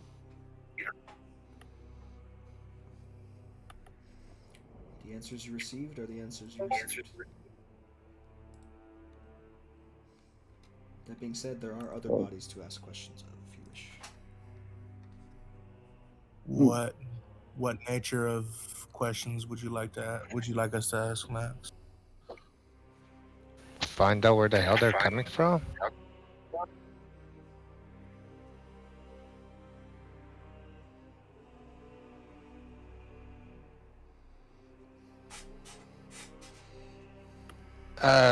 I'm gonna let them argue. Okay, who the fuck is doing the feedback? Devin. Is it me? It's fucking me always. Goddamn it. All right, so I'm going to keep on ritual casting, and I'm going to let the other three people ask the questions. How many corpses are there? 5. Cool. We used one of them already, so 4, right? 4 left, yes. Cool. There's 3 of you left, and I am doing on 3 corpses. So that's all I'm going to be doing. Not the 4th one? 4th one, I am... Not sure what to do with the 4th. I mean, I could do it again and let Savanta try it again. So yeah, I'll do that again. Yeah, I'll do every single one of them. Just gotta take I'm time. very not surprised. Yeah, whatever your name is. We're gonna have to get used to it. It doesn't help that people haven't changed their names in Discord or Roll20. I have. So second corpse. 5 more questions. Hunter, you're up on deck. I don't know what questions I should ask.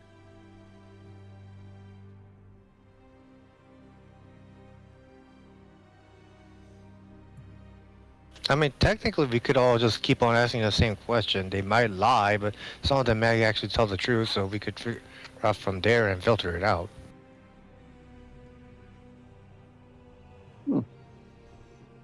That's always an option. True.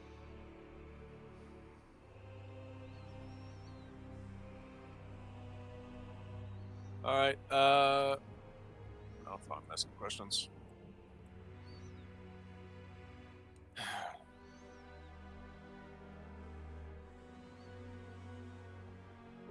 First one. What is the Red Tide's password if they have one?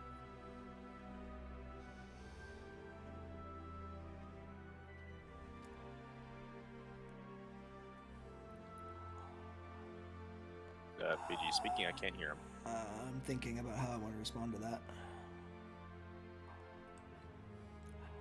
Our creed is bound in blood.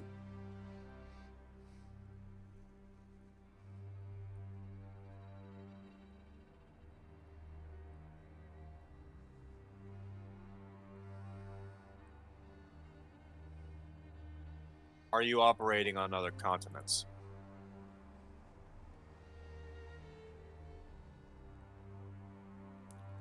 I am in this dungeon. Is the Red Tide operating in all? Is the Red Tide operating on the continents? The red tide engulfs all. That's 3. Wasted 1.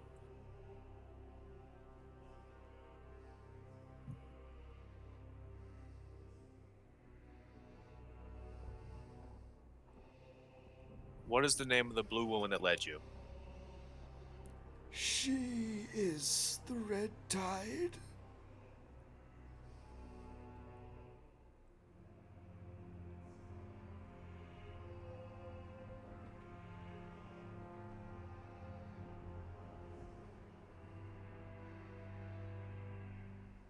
Four. One more.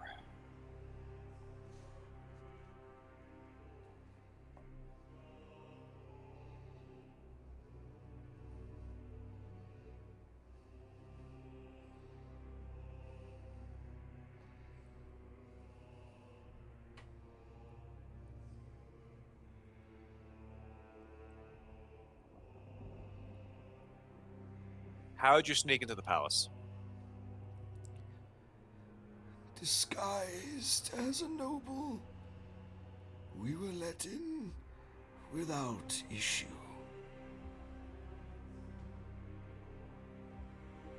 I figured, and that's the 5th question. That corpse sinks back into its rest. That is corpse number 2. Corpse number 3.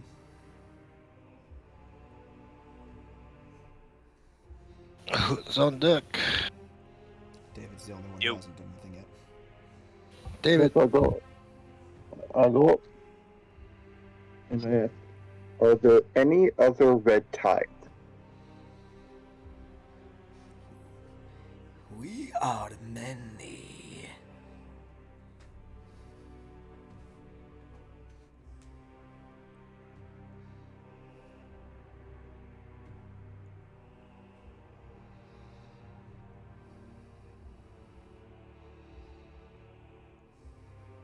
Darius will kind of write something down, or I click on a little bit of parchment because he does have, and I'll Mm. kind of hold it out.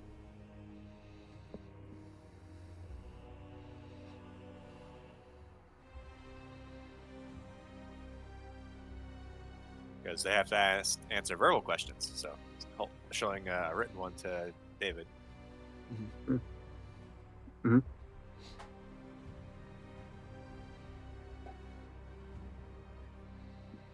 Uh,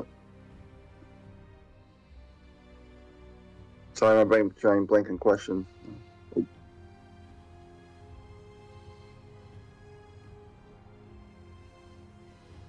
What were you to do if you failed to kill Onick? Failure was not an option. We would have found a way.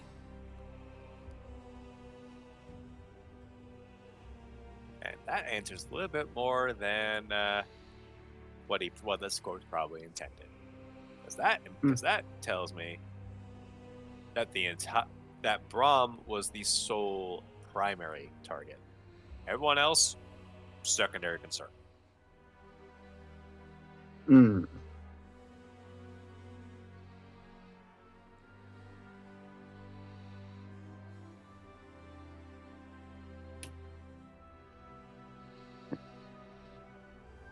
I guess I'll pull up his partner and say any other question. Write down any other questions and hit him.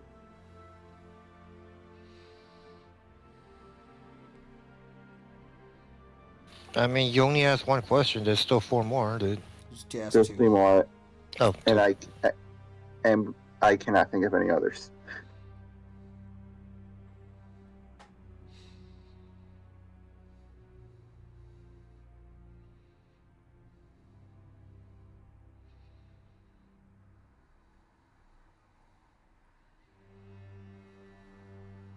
Wait, the nobles had to be invited, right? I'm asking that out of character because they're. Many nobles were invited. Yes. they I had to said be that invited. out of character. I know, I understand. Yeah, basically everyone that was there on invitation.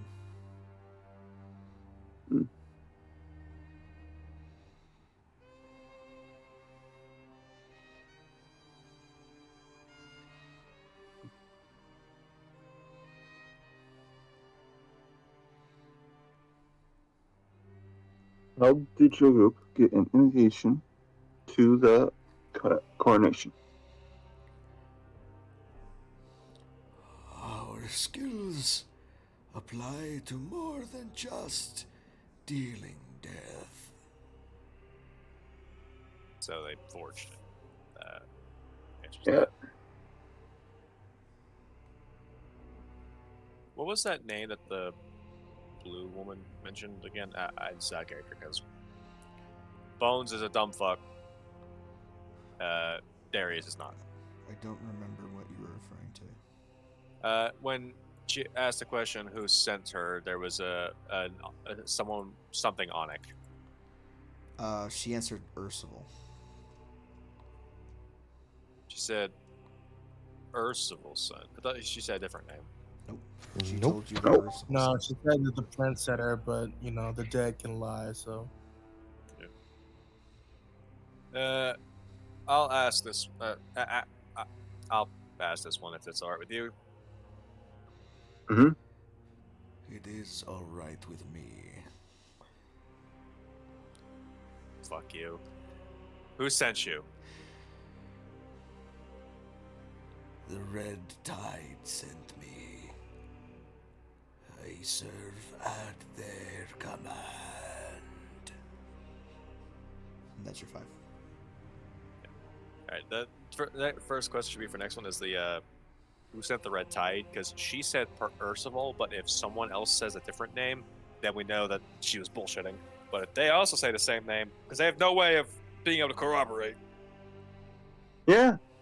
But also, she did say before that their purpose in this wasn't just to it was to upset the balance. So if they all had the same goal, then they could all just be fucking with us and be like, "Oh well, let's point fingers at Percival."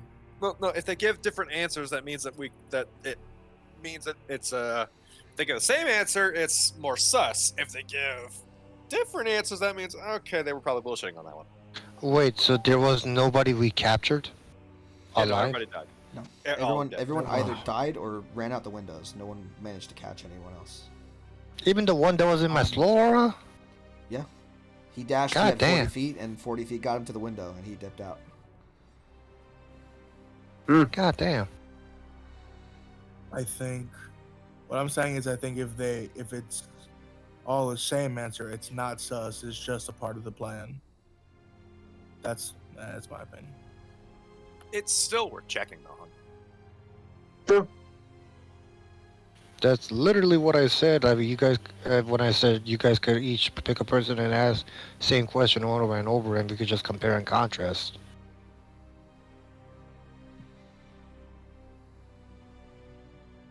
Fail. I asked my questions and no one doubled up, so fuck you. Well, we still have two more corpses, right, Fiji? Or is it? You're on the 4th corpse currently. You have one more corpse after this. Cool. So you still have total of 2 corpses right now. So 10 questions. Yep.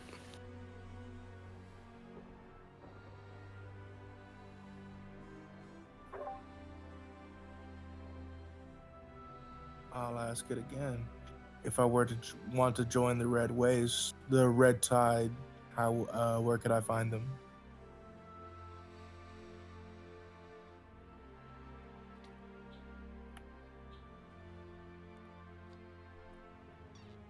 You will find them in the grip of death. They will seek you.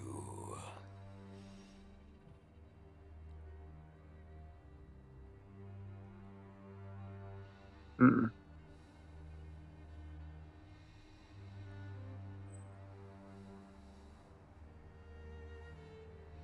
Who sent the red tide?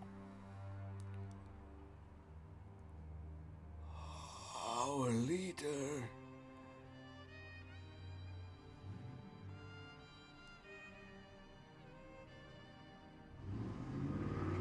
Unhelpful, but still a different answer.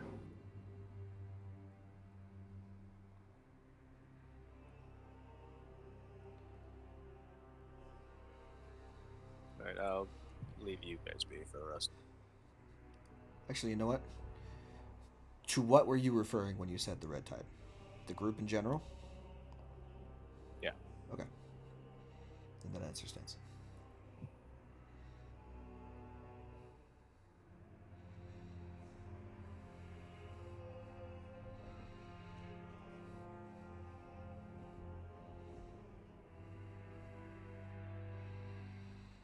Eight more questions. The Red Tide has commanded me to carry out their will. How can I accomplish this? Follow your instructions. Do not fail them.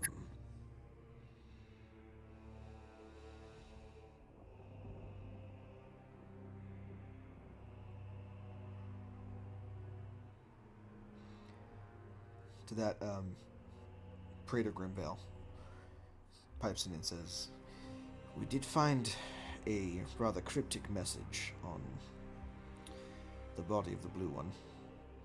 Perhaps these are the instructions that were given to her." I move towards the Predator and whisper in his ear so the fucking corpse doesn't hear. Can I see the encryption, the inscription? Of course. Hands over the letter. It's a folded piece of paper stained with blood that that reads, what is it? Remember to pick up eggs from the market before you come home.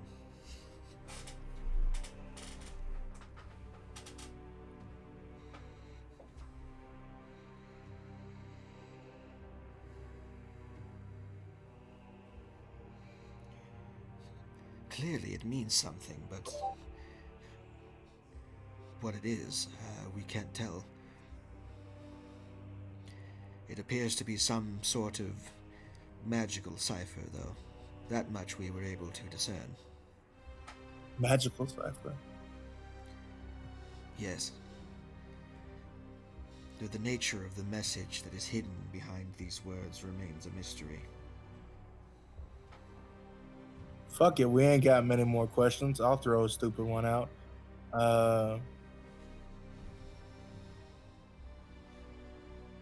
I've misplaced my eggs. Where is the market so I may find more? There are many markets in this kingdom, but the closest is in Guile.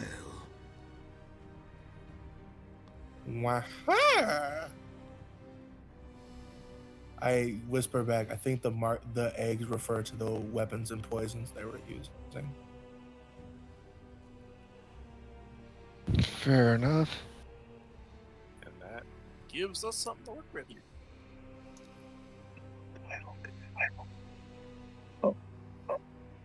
Do you how many questions are we on in this one? This is 4. This is the last question you get of this The one- course. Last question. We forgot five more.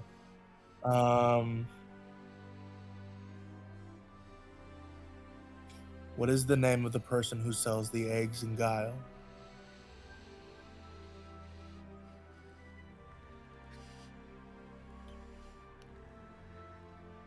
Their name was Darius. What? I don't sell. What the hell? He just looks at you. Genuine confusion. It's like, what? Coincidence, probably. And with that, the corpse That- lays back down.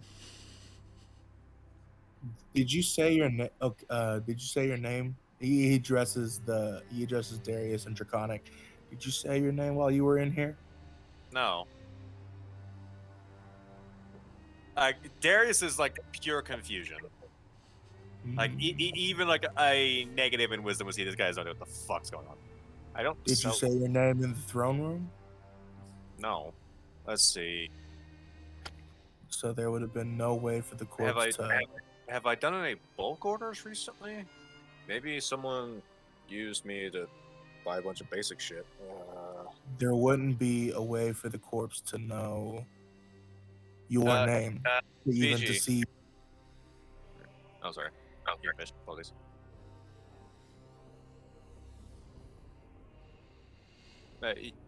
Finish, Devin. I'll say what I was saying after.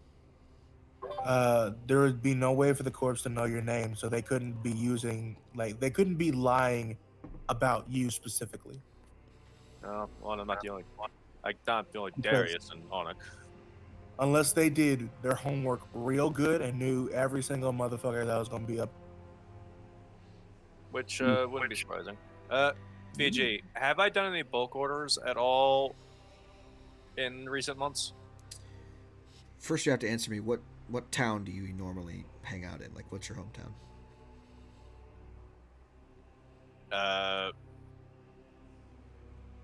What would have the largest like church of like my god? In Onick? I mean- where would if there was a congregation of forge clerics, where would that be here? I mean, the biggest cities probably. Onick is the biggest one. Obviously, it's the capital city. It's where the whole empire was founded. So it's the one that has. It was the first city ever made, ever created after the breaking. So it has had the most time to grow. Therefore, it has the most Yeah, I'll amount say of I'm. people in it. So I'll, just by if default. I can, I'll say I'm from the city of Onick.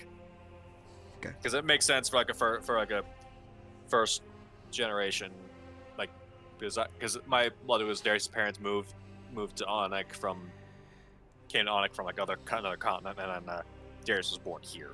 Sure. So we'll call it Onick. Probably for the best because there's a lot of stuff here. It makes sense that you could be from a capital city. Yeah. So you have not done any bulk orders as far as I know. You haven't told me anything about that. No, I haven't done any bulk orders in any months recently.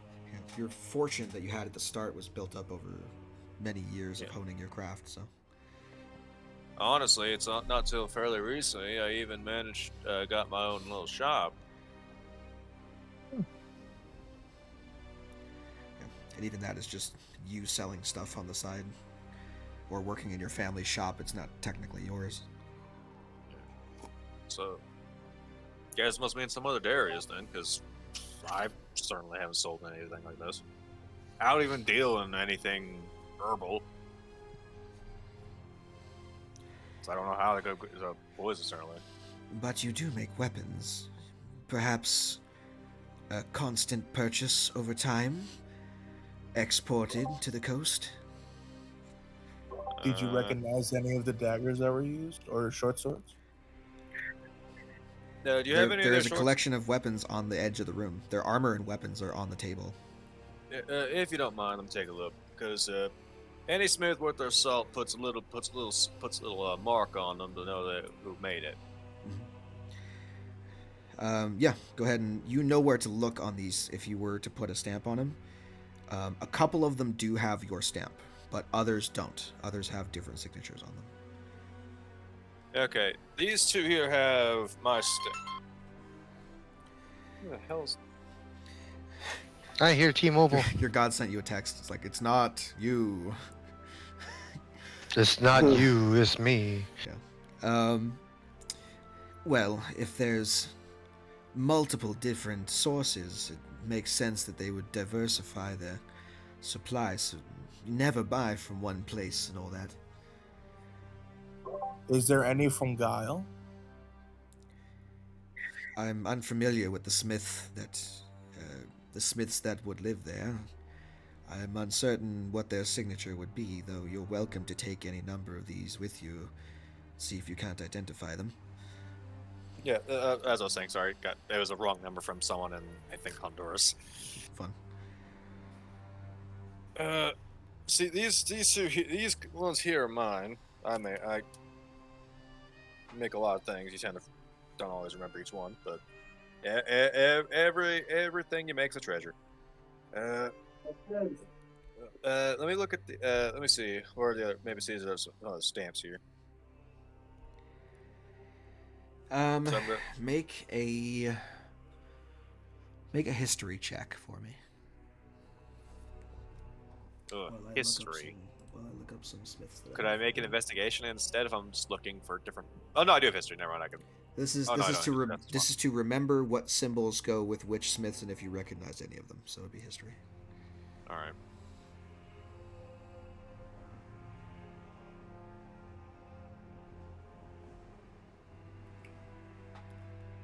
Yeah, and I assume I can't use like this to circumnavigate that, so I'm just gonna roll a history. Yeah, it's just That's a 17. Yeah, that's just for appraising items. 17. Yeah, there are a couple of them that you would recognize. You know that there's a smith in Soleifon, which is on the very tip of Cernan province, all the way on the left-hand side of the map, south of Foyers. No, this one's this one here is these ones here are from Soleifon. Yeah, there was a smith named Gatto, who put out a request to a bunch of different smiths to purchase iron ore that they may have lying around. Like, he's been buying a lot of it recently. You thought it was weird because he's all the way across the province. Like, he's literally halfway across the continent from you, and he's asking for anything. So he seemed like he was kind of, you know, willing to pay anything if you could ship it to him. Like he needed a lot of it quickly. This guy was a bit weird. He was buying up a bunch of iron. Like, my family shops here in Onick, and he was still willing to pay by the barrel for the amount of iron we could ship him.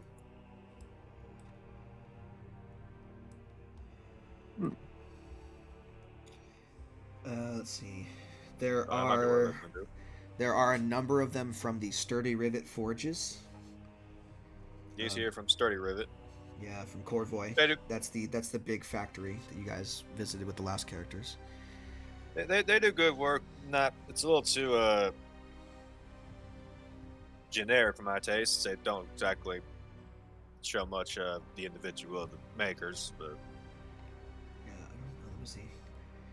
He actually the owner of that of the Sturdy Rivet Forges is a very skilled blacksmith, but he doesn't always lend that skill to the stuff that he makes unless he's commissioned for it directly.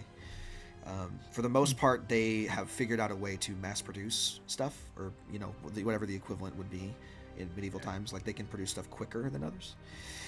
But only the owner is known for his craftsmanship, so much so that he's actually trained in enchanting as well, so he can make enchanted weaponry. not saying anything bad about the owner. Just I'm not a big fan of the idea of you can just make a bunch of stuff without putting much of yourself into it. And then to be clear, also the forge itself has its own stamp. It has its own stamp that's kind of like an octagon. It's just a simple stamp that they use on their weapons and armor. But the owner's seal of approval is its own separate thing. Like if it's signed by him specifically with that signature, that's how you know that weapon is of exceptional quality. The other ones are standard affair. Yeah. I'm just picturing like the stamp for Darius's family forge, just like a draconic rune.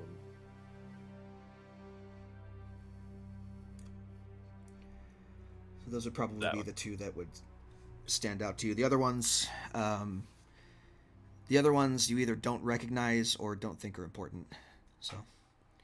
Yeah, the rest of these some of these I've never seen before in my life. The others are small stamps from what you'd find. And for example, you'd find one like this. I think I vaguely recall this one from that one smithy in Outlayership way.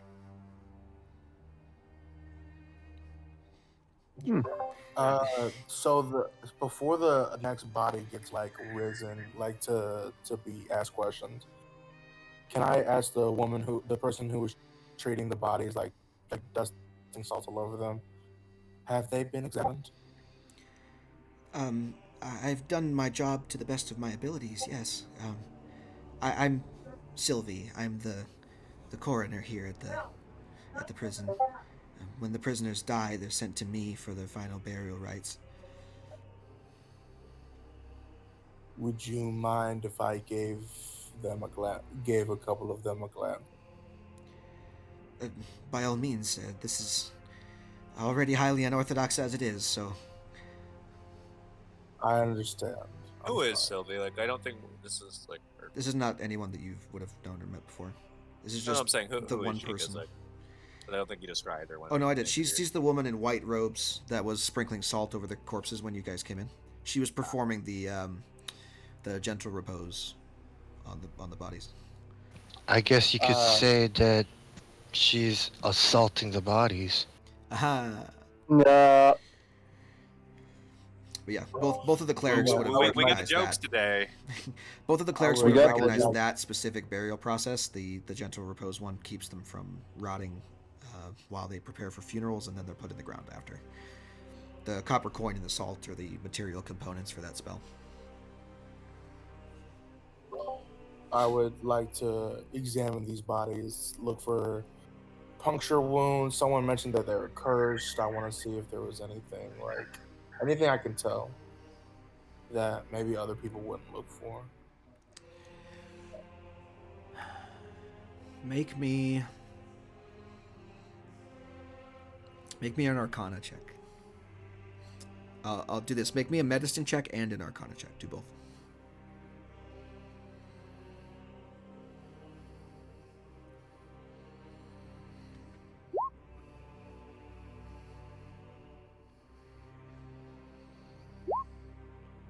Okay. A number of them appear to have died. They appear to have died from different reasons than being attacked. There were a number of assassins that escaped the palace who were not heavily injured. But, with that being said, it appears that a couple of them were caught. And you can tell that because they don't have any like cuts or battle wounds on them, no spell burns, no nothing like that. But their legs are broken and they appear to have been whipped along their backs. So that is an indication that perhaps some enhanced interrogation was made and then they were disposed of. That being said, with the natural 20 Arcana check that you just made, there are a number of markings on the bodies. Jaundiced skin, odd scarring in certain places. Some of them are losing their hair when they shouldn't be because of the spells that are being performed on them, and being too early in the death cycle for that much decay to be happening. There is a like, without a doubt, with a 20, there is something going on with these bodies that was there before they died, and it was causing them to go through some kind of horrible body change, something that was clearly eating away at them physically. So something that was killing them before they died. Yes. And earlier, we determined some of these people don't remember past 3 days ago. Yes. Now that all the people that exist are here. So the ones that have been interrogated and dealt with were the ones that were questioned about that, and the ones that got that information out of. So all the ones with enhanced interrogation tactics markings and evidence on their bodies, those were the ones that were caught. We'll call it 2 of them. 2 out of the 5 corpses that are available in this room.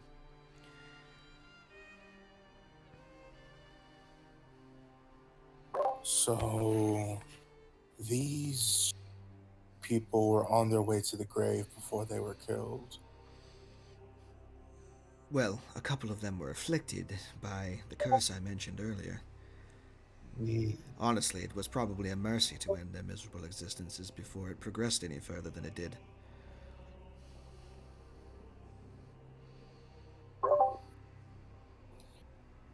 And I'm just keep looking. We're pointing out the markings to the cleric that used a heavily necromantic spell in front of me to kill the blue bitch. Mm-hmm. Would that help him with anything, do you think? You can make either a religion or Arcana check if you want to, Valerian. Can I give him advantage since since I'm pointing out the stuff and explaining what it looks like and stuff? No, because this is based on his knowledge of curses that only he would have. Okay. Well, he and the other cleric, but...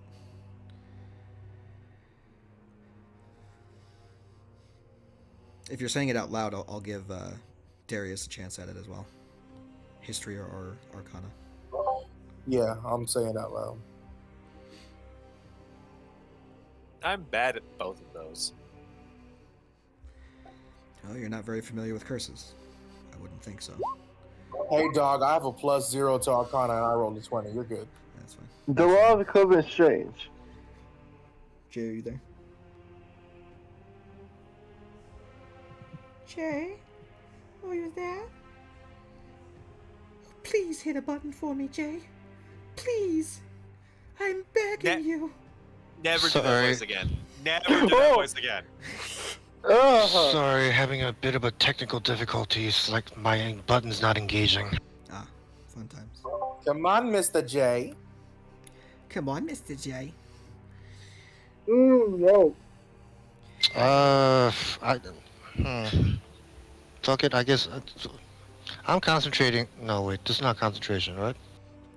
What? No. I'm asking you to, if you want to, get more information or glean more information about the curses that were affecting two of them. You can roll an Arcana or a Religion check, either one. I am both horrible in both of them, so I'm gonna roll with guidance. Is that alright? Sure. Yay! Cool. So 12. You know that it is a curse. You don't know like what it actually is or how to cast said curse, like specifically what to cause these effects. You do know that the praetor said that they were losing their memory. So perhaps if you were to research it at some point later, if you were to look up curses somewhere, you could figure out what exactly was affecting them. But apart from the fact that they are cursed and you think you know where you could look that up, there's not really much information you could glean off of them.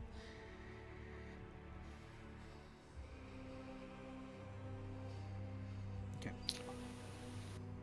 So, after interrogating the corpses, we have come to a conclusion that they're either lying or nonsense. Pretty much, right? No, we came to the conclusion that they're. Well, yeah, actually, but we have a few leads. Predator, what of the blade the blue woman used? And also, why was the woman blue? Was she... She's appears to be a water ganassi. Fairly rare nowadays, considering we don't have an ocean, but Do you have something against people of the blue shade? I don't. He ignores that question and asks, "What of her blade?" What have you, racist? No. Let God. As far as I can tell, the only thing special about her blade was the poison it was coated with. Let me see it. Very I was well. about to say. It's on the table over there if you wish. I'll go look at that one in particular. Sure. It's by all intents and purposes, it is a standard rapier and dagger. Those were the two weapons that she had. You gather that the deadliness that she was portraying in the fight, even from the small amount that she was able to do, was mostly because of skill and the poison, and not as much the particular quality of her weapon, non-magical as it is. Yeah. What about any like markings of who made it? None that you can tell. This is a strange one. Neither of these have any markings on them. I mean, it is possible that, a standard weapon can be bought without a smithing stamp. It could be just a failure. Yeah. It could have been bought from any town smith who knows how to work a blade, who doesn't have the branding per se to require a stamp anyway. So we have a marketing guile and two other smiths. Not every Yeah. smith. Oh, sorry. That these weapons did come from. So there are possible leads in those three places. One more thing, VG. Not every smith has a stamp, but every smith has a certain methodology. Sure. Can I maybe try and see if I can see any similarities with its make to any of the ones that do have stamps on them? Yeah, I'll call it a high DC, but you can make a, what would this be? An intelligence check? Just straight up intelligence to compare the two. Could I maybe use my smith's tools? Because I'll allow you to add your D4 from the appraisal feature. okay.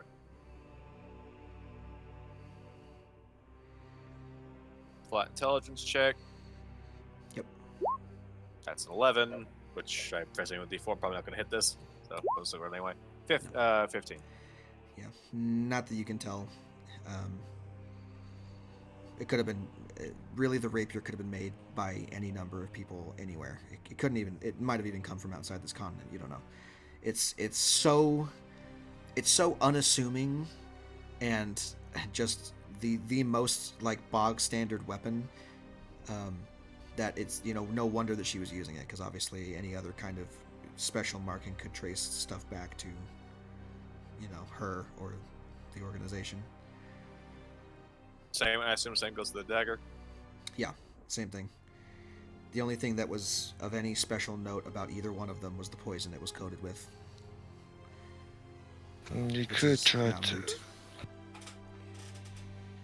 Honestly, it's more of a standout thing, just how. And Darius kind of looks a little bit like upset with what I was about to say. Honestly, the fact that they're just so generic. Basic principles, not a single hint of personality in this entire thing. Well, if it's going to be a weapon used for assassination, wouldn't that be the perfect kind? Maybe, but Smiths should still have their pride. Damn it.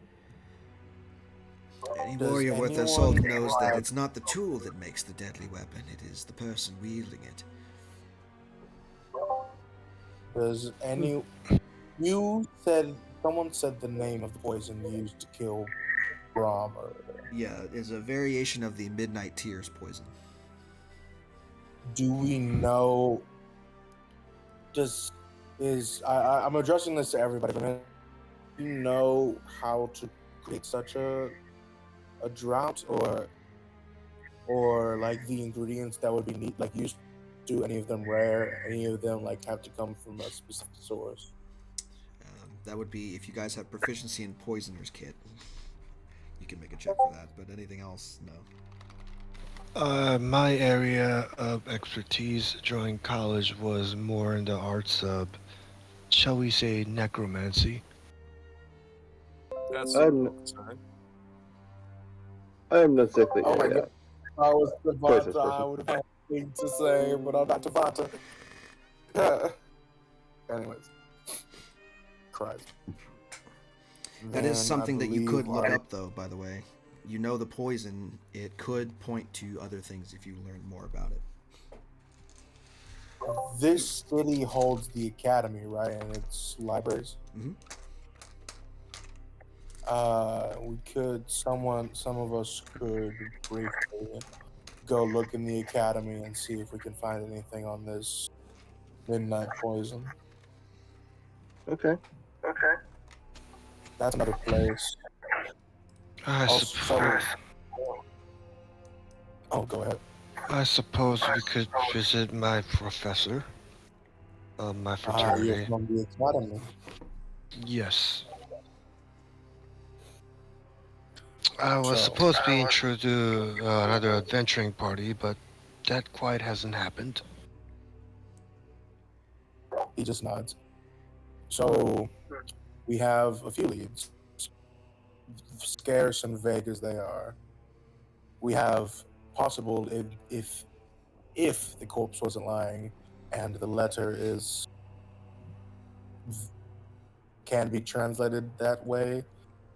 A market in Guile, run by someone named Darius, who we can investigate. There is the poisons, and if we can find ingredients from the poisons and see where it came from. And then there are two smiths in two different places. that have provided weapons today. 3. There could be a third. 3, my bad. Solophone seems like the most standout on the Smith aspect, given how many they made. He nods. Because they wanted to. Like I said, they were buying pretty much. We were nearly out of stock iron by the amount that I was buying up. Is there anything else I missed?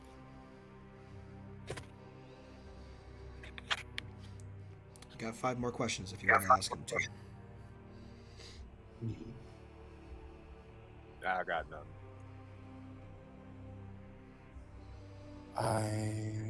Praetor, Mm-hmm. from the information we gleaned already, do you have any suggestions on what to ask?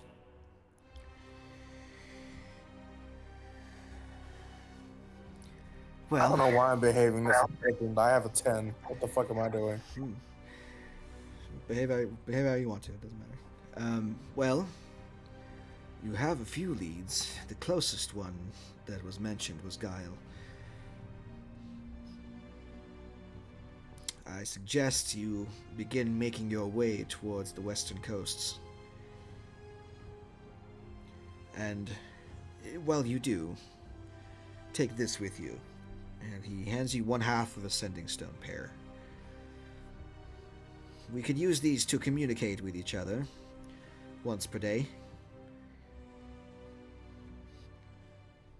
If you find anything, make sure to let me know, and I will do the same if perhaps any more of these bodies are any forthcoming. Very well, good sir. I just want to make it clear to you, because I don't want to get more confusion. Darius, that motherfucker that they was talking about, not fucking me. No, it was your parents. Probably. think- It might have been you. You know.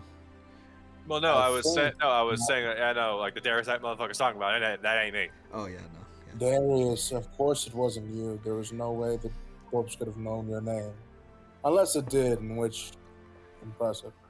But it's more than likely not you. Now, 5 more questions if we wanted. Or I don't. I don't have any. I have nothing. Could you cast the spell again? I just want to try a couple things to see if we can get any more information. We still have one more question, right? You have 5 We have questions 5 left of the last corpse.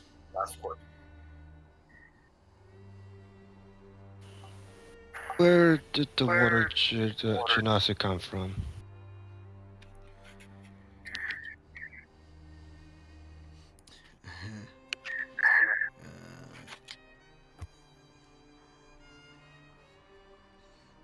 Nobody knows.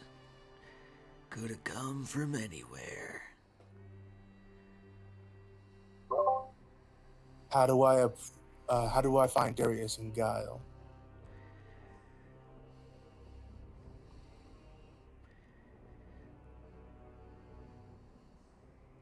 Not sure I know what you're talking about.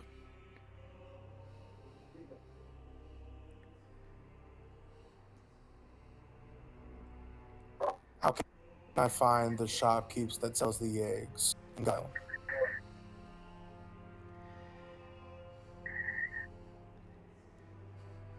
All the trade passes through the market. Market's next to the docks.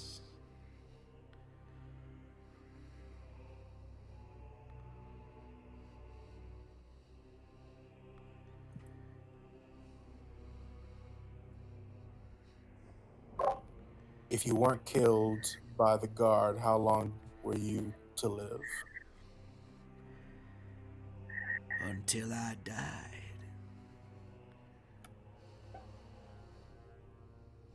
Live till you die.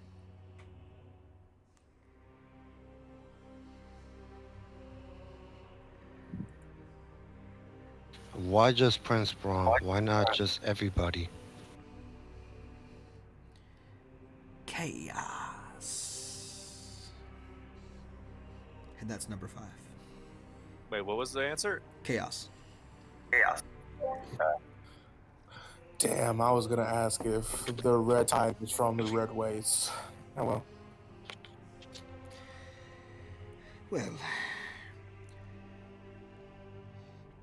Well, we can try this again on our own in a week's time.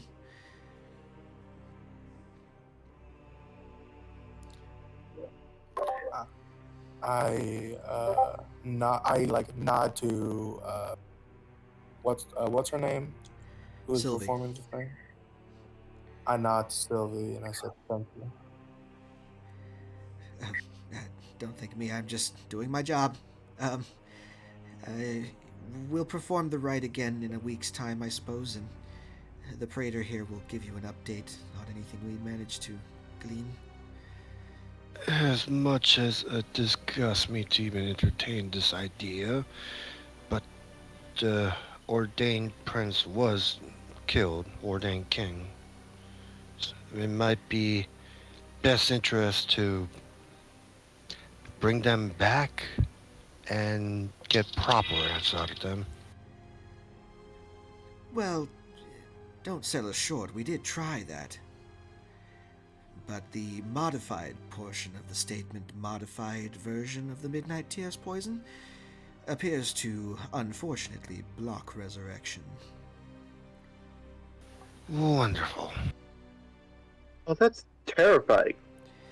Yes, it appears that whoever perpetrated this event, whoever designed the poison used on the late King Brom, was aware of his particular lineage and its ability to overcome certain things, such as death or poisons. Galay like cocks his head and squints around, just knows what the fuck they're talking about. History check. Disadvantage because you're not from this dear. continent. God damn it! Why you gotta hate on the Arovali? Hey man, Because that's where you you're chose to be from. Cause it was funny. Yeah, that's still an 18. From what you've managed to pick up from just random bar conversations you've had with people, the royalty of Onick is a long line of, well, not a long line technically. There's only been 7 kings so far. They come from a line. They're a line of sorcerer kings. So each one of the royal family, each member of the royal family has had sorceress powers in the past. Their packing heat got it. With an 18, the most recent royal family members, King Mestra was Phoenix descended. Brahm was Divine Soul, Ursula is Clockwork Soul, and Redka is Shadow Sorcerer.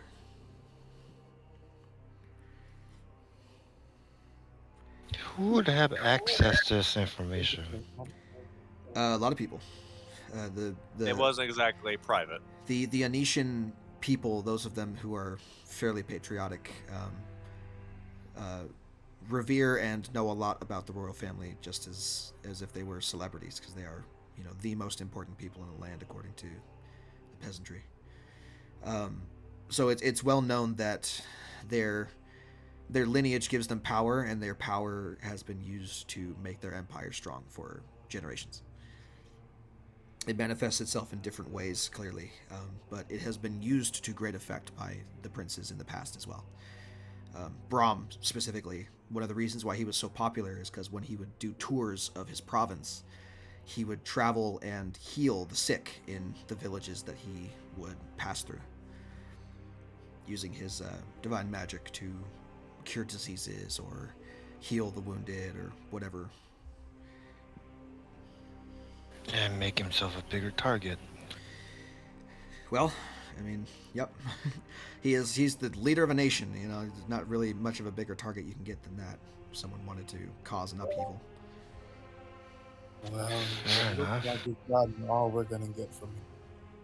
Shall we stop by and talk to your professor before we make our way to the west? Very well. I should warn you, the professor can be, shall we say, interesting. I have, I promise you, I have met more interesting things in my. Just be on your best behavior, sir. For your own sake. And I will, Galay will move on out of there because I don't like being around the dead that much. Certainly. So, with the information you have gained thus far and a drive to find more before you leave on your escapades, we're going to go ahead and end the session there. Closing the first episode of a new chapter in the storyline, a new perspective, with many more episodes to come, I'm sure. But until then, we will pick up next week as you guys continue your investigation and your hunting of the Red Tide, as it were. Bye. Giggity.